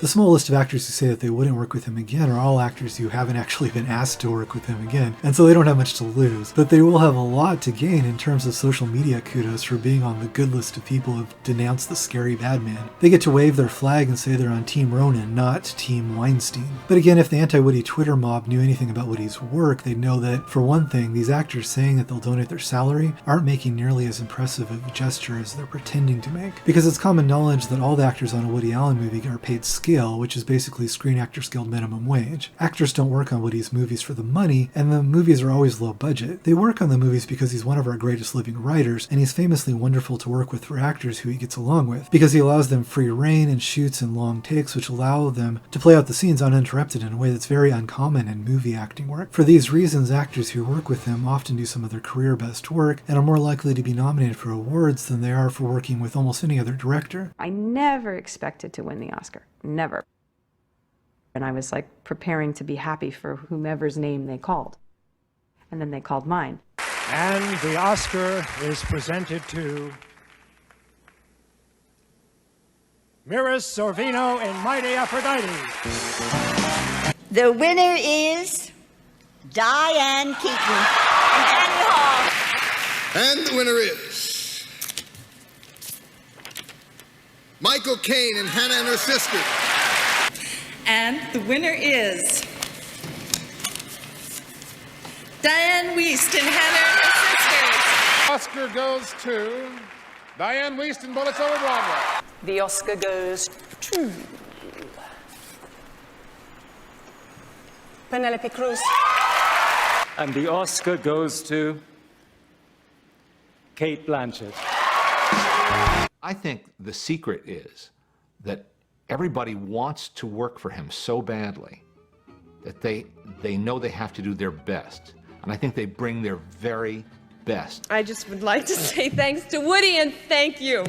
I'm in debt to my loyal friend and remarkable artist, Woody Allen. Thank you very much to Woody Allen for writing this beautiful character. and for seeing fit to cast me in it and doing such a beautiful film. Thank you, Woody, for trusting me with this beautiful character. Thank you for having written over all these years some of the greatest characters for women. I'm here accepting an award in an extraordinary screenplay by Woody Allen. Thank you so much, Woody, for casting me. I truly appreciate it. So when an actor for a Woody Allen movie says that they're donating their salary from working on the movie, they're talking about pocket change compared to what they would be paid on almost any other movie. They're just relying on the idiots of Twitter to be too ignorant to know that. And in exchange for throwing a few coins into the Me Too coffers, the actor who does it gets dozens of free articles written about them. They get to be the hero of woke Twitter for a few days. It's probably the most cost-effective method of self-promotion in the history of Hollywood. I've already done a Woody Allen movie, right? You know. But would you do another? No. Notice how actors who worked on big blockbuster films with Bryan Singer aren't suddenly volunteering to donate their salaries, which might actually be a significant amount of money, even though Singer had allegations against him that were public knowledge for decades while he kept working with big-name actors. You'll also notice that Mira Sorvino might say she won't work with Woody again, but she's not rushing to sell her Oscar for charity because that's something of actual value that she got from working with him. And that's the other thing that's so slimy about the actors denouncing Woody. They all knew about these allegations for years or decades before they agreed to make movies with him. Many of them even agreed to work with him after Dylan renewed her allegation as an adult in 2014. They went into it with full knowledge of the story because they wanted to work with Woody Allen for all the reasons I just mentioned, and then, after they got what they wanted from the deal, they acted as though they had had some new revelation and now changed their mind. What changed was that they got pressured into making a fake apology by social media, not their opinion of whether Woody Allen was guilty or innocent. And that's why when you see the list of people who have supposedly denounced Woody Allen, several people who are included in that list haven't actually been willing to do any such thing. Michael Caine initially said something to the effect that he wouldn't work with Woody again when the question was sprung on him on a red carpet, but after he looked into it more, he said the exact opposite. You stick a camera into somebody's face on a red carpet and phrase the question as, would you work with a child molester, and what else are they going to say? I don't recognize the right of this committee to ask me these kind of questions. And furthermore, you can all go fuck yourselves. These hack entertainment journalists are just looking for that reaction moment that gets them the headline, famous actor denounces Woody Allen. And people see this sick run for website traffic as being some kind of moral referendum on Woody Allen's life. It's the same reason that Dylan Farrow likes to pick little Twitter fights with people like Cate Blanchett or call out other famous celebrities in her periodic columns restating her story. As the Me Too movement continues, Dylan took to social media to call out celebrities who have starred in Woody Allen's films. Dylan is also calling out A-list celebrities like Blake Lively and Kate Winslet for making movies with Allen. It breaks my heart when women and men I admire work with Allen. It makes a much better headline than going after members of Woody's cast and crew who have worked with him for decades and much more directly enabled his career than any actor who has worked with him for one movie. Going after those other people would also raise the question of why so many people, many of them women, have long working relationships with him over dozens of films and have never had anything but positive things to say about him, never accused him of the slightest impropriety or bad behavior. You know, as I say, I'm a big advocate of the Me Too movement. I feel when they find people who harass innocent women and men, it's a good thing that they're exposing them. But, you know, it's funny, I should be the poster boy for the Me Too movement because I have worked in movies for 50 years. I've worked with hundreds of actresses, hundreds. And not a single one, big ones, famous ones, ones starting out, have ever, not a single one ever suggested any kind of impropriety at all. I've always, you know, had a wonderful record with them. I've created wonderful roles for many women. There have been 60, 65 award nominations for the women that have worked in my movies. I've used hundreds of women, I mean, over 200 women in the crew of my movies, behind the camera, in positions making the movies for years, hundreds of them. And going back 50 years, we've always paid them the exact equal amount as we've paid the men. We've been, so we have a wonderful record. So I'm very much on their side and in their corner and feel part of that. I mean, I'm in principle and in spirit completely in favor of their bringing to justice genuine harassers. Now, if someone is innocent and they get swept up in the, that's very sad for the person. I think that's unjust. But otherwise, I think, it's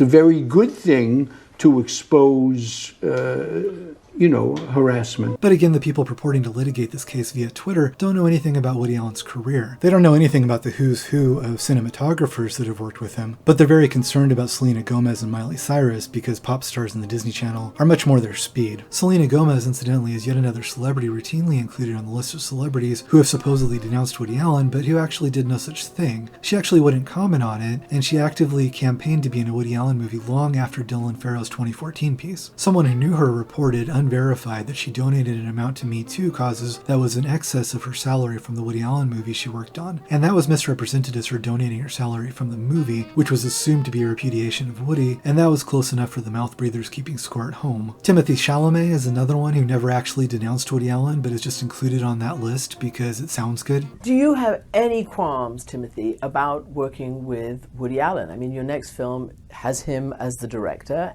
It's going to be really important for me to talk about that and to really... I hesitate to talk about it right now because what I say it's only going to anger people. So when that film comes out, if it comes out, it's going to be really important to talk about, but that's not the time right now. To avoid commenting on whether he thinks Woody Allen is guilty or innocent, Chalamet went as far as to invent a lie and say that he was forbidden by his contract to discuss it. Of course, there is no such stipulation in his contract, and it's ridiculous to think that Timo would have such a thing in his contract when none of the other actors who have worked with Woody over the years have. Sources even got a hold of a copy of his contract and said that no, of course, it doesn't say that he can't talk about it. But he then went on to say some mealy-mouthed things about how he wants to be worthy of respect in the industry and has thus decided to donate his salary, which again is pocket change compared to the salary he would make on almost any other movie. But this non-apology was good enough for the Twitter mob, though. Celebrities had figured out you don't even need to make up the fake apology that they had been doing. You could just donate a little money and it would be good enough to shut up the people that breeze past these stories and can only absorb one tweet of information at a time. Woody said in his memoir that Chalamet was even more upfront about the reasoning for his statement when he talked to Woody's sister, and openly said that he thought appearing to not be on Woody's side would help his chances of winning an Oscar. Cynical, yes, but I think the real object of derision here should be the people who are so easily played. I had an argument online a while ago with somebody when I said that Chalamet didn't denounce Woody, and they said that he had. So I produced the statement that Chalamet gave, which does no such thing, and they said that, well, they were choosing to believe that Chalamet had denounced Woody anyway. I mean, the world is so much simpler when you're free to just invent all of your own facts. People are so ignorant when they talk about these things online that they think that when they feign outrage over a 28-year-old story that they just now discovered, they're actually showing themselves to be socially conscious and plugged into the news. It's been 28 years, they still think that Suni was Woody's daughter and that Woody and Mia were married, and when they blast you with their ignorance, they're so far removed from reality that they think that they're the ones schooling you on the facts. The reason that everybody wants to be on the right team is that these same idiots are just as eager to try to tear you down if you say the wrong thing. Jeff Goldblum, who had a single line in one Woody Allen movie 43 years ago, got sprung the "would you work with Woody" question by some 12-year-old journalist who I'm guessing couldn't think of any questions to ask about Goldblum's movies, since he probably hadn't seen any, and so he looked on Goldblum's Internet Movie Database page and discovered that Goldblum had once been in a Woody Allen movie. On the androgynous side, but it's ridiculous. Yeah, I forgot my mantra. Goldblum replied simply that he believed in innocent until proven guilty, and for this, for simply saying that he believes in what a school child should know is an essential component of our legal system, thousands of people on Twitter without the intelligence of school children spent days trying to tear him down. But I think the interesting thing here is that if you look at the list of actors who have refused to denounce Woody or who have continued to work with him, you'll see that the brief, mouth-breathing Twitter cancel party doesn't actually have any effect on their career. Everybody I'm showing on this list has all either been a vocal supporter of Allen or has continued to work with him even after 2014, and their careers are all doing just fine. It turns out, believe it or not, that the loudest howling morons are not a scientifically accurate cross-section of our entire population. I mean, who could have guessed? I intended it, on a much more pretentious, deep level, that people are faced in life with choosing between reality and fantasy, and it's very pleasant to choose fantasy, but that way lies madness.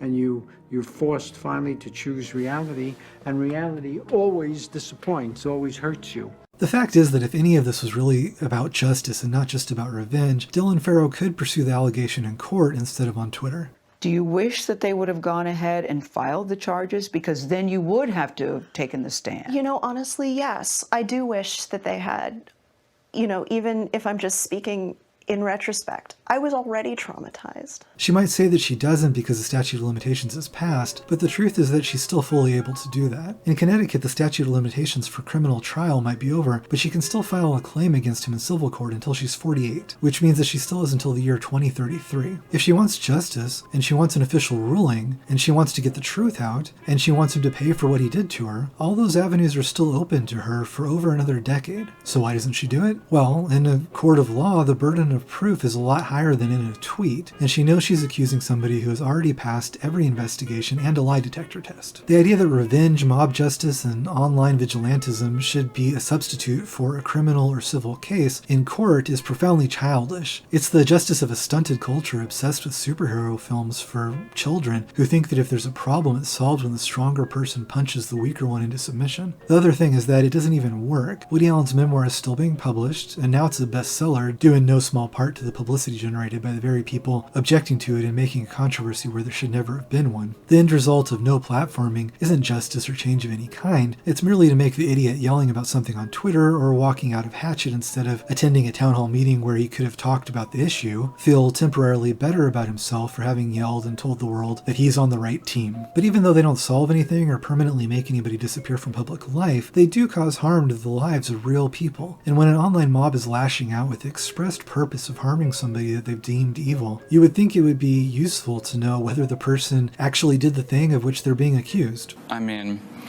I believe people when they say, you know, I was assaulted or I was molested or something like that, because I don't think you really have any other choice. Because if we start not believing people, it's a slippery slope. So, you know, that's... Well, the hard part is, why would they make it up? Why would they want to put themselves... Like, that's the always problem. Why would they want to label themselves as molested? Well, they say that it's very, very rare that somebody makes something like that up. But, you know, so, you know, I would rather, you know, err on that side. I've seen otherwise intelligent people recently say, believe the accusers because they're usually right. I mean, it should be terrifying to everybody that usually and probably seem to have replaced beyond a reasonable doubt as the standard of proof required. People don't mind it when they think it's a bad person being scrubbed away, but they ought to have the foresight to realize that if it can happen to them, it can happen to somebody that doesn't deserve it as well. I can't imagine how blind you'd have to be to assume the Twitter mob never makes mistakes and always reaches the right conclusion. Samantha Geimer, the woman who Roman Polanski was convicted of having sex with when she was 13, has been saying for decades that he served his time, he made amends with her and her family, and she wants people to move on. And it's interesting that you have decided to forgive the man responsible for what happened to you when you were 13 years old. Why have you decided to do that? Well, I forgave him many, many years ago, almost immediately after it had happened. So I think forgiveness just doesn't come hard to me, and I was having so much other trouble in life due to the court and the media that really overtook and overwhelmed my whole family. What he did not affect me greatly. What happened with the court and the media traumatized my whole family, changed all our lives.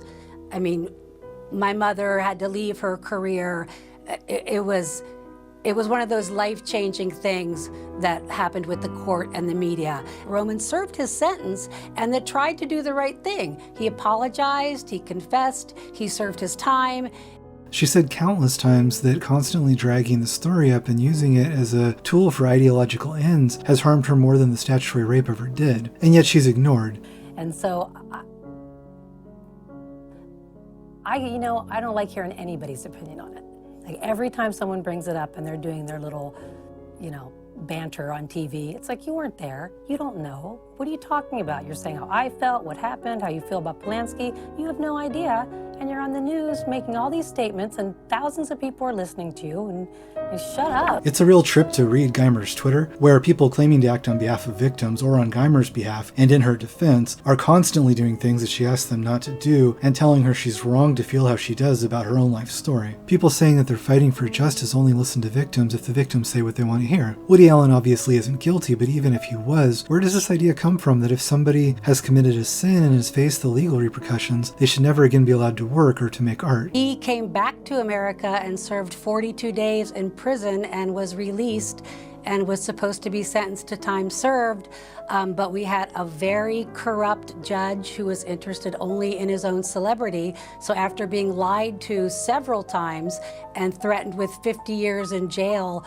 on a promise of I'll let you out a few weeks later, he went home to France. And I'm glad he did, and I think, anybody would have done the same in his situation. I was young, but the way I felt was the judge was enjoying the publicity, and he didn't care about what happened to me, and he didn't care about what happened to Polanski. He was like orchestrating some little show, that I didn't want to be in. I clearly hold no brief for Mr. Polanski, and obviously what he did to Samantha, my client, was wrong, outrageous, but nevertheless, he was supposed to be treated fairly in court, and he clearly was not. I'm not surprised that he left under those circumstances. And as for his work and his art and Hollywood and their appreciation of it, I don't really think that has anything to do with me, so I don't have any grudges or bad feelings that his work is appreciated. Even if all that Woody Allen ever did was the opening scene of Manhattan, with that gorgeous photography brilliantly edited to that amazing music, he would have contributed more beauty to the world and would be remembered longer than all of the idiots writing tabloid trash about him for clickbait websites combined. The idea of attempting to only consume art created by people with a spotless personal life requires a profound ignorance of all art history. If you learn anything about the biographies of artists, you'll know that if you're looking for ones who went their entire life without ever doing or saying anything that would be deemed questionable by subsequent generations, you'll be disappointed because there are none. Artists are people, and they're flawed like all people, sometimes more so as their personal neuroses and demons, or sometimes the very things that drive them to create art that deals with difficult subjects, which is the most valuable kind of art. I was watching Roman Polanski's The Pianist the other night, and it's overwhelming what a profoundly humanist work it is. It's a sustained plea for human decency and to honor beauty and kindness over our baser nature, that we value our ability to create over our ability to destroy. Its central metaphor is made clear in a scene showing the senseless waste of a pianist who is trapped in a room with a piano that he can't play because he has to be silent while he's in hiding. So should the world not have this movie because of the artist's past? Samantha Geimer, who, again, is the woman he was convicted of assaulting and the woman on whose behalf the people trying to cancel Polanski claim to be acting, said it beautifully. Once again, films do not sexually assault people, but censorship hurts all of us. We should be grateful for everything positive that anyone has to offer society, not demand tests of purity or exile.